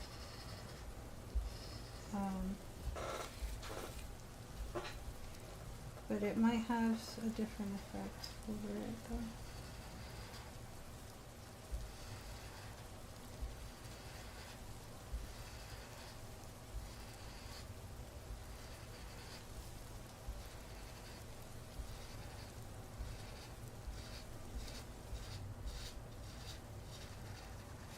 This is just the base coat. Like part of the reason why I do want to do color pencils because I don't have a big enough color palette with these markers to do what I want to do. That's why. So I'm like, you know, it might actually look better than color pencil if I just started with that, but it's still not a bad idea. Still not a bad idea.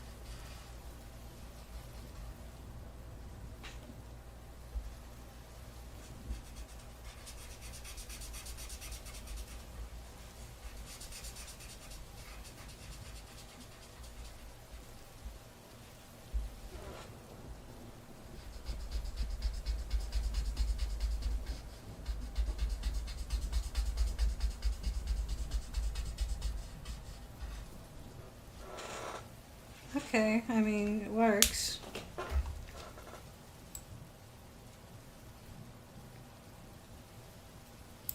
Yeah, but it doesn't have the same feel to it. Like it feels, it doesn't feel as cool. Even though it's not finished, it feels like it's not, it's missing the effect. Like it's missing the wow factor. I think tomorrow I'll start doing the color pencil. And I would do this area here and this area here, but I'm not quite sure if I want to do that. Especially because of the silver color.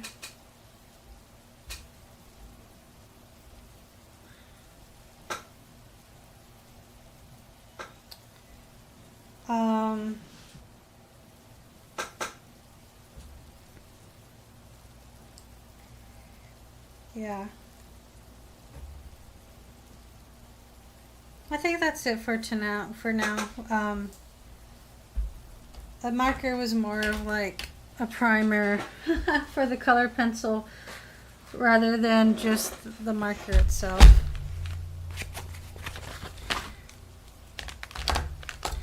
That's the way I'm gonna decide.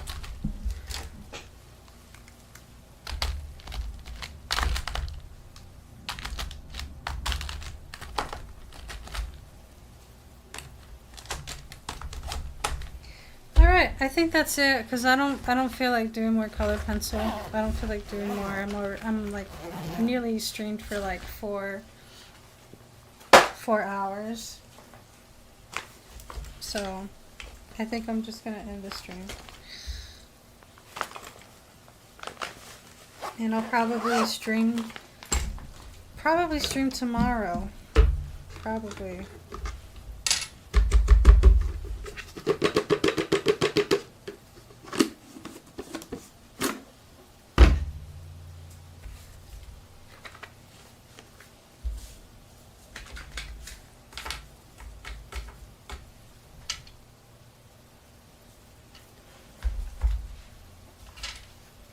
Alright.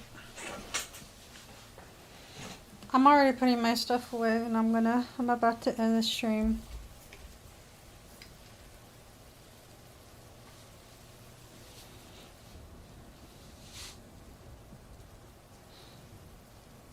Yeah, I mean, it looks good, but it just doesn't really look the way that I want it to look exactly.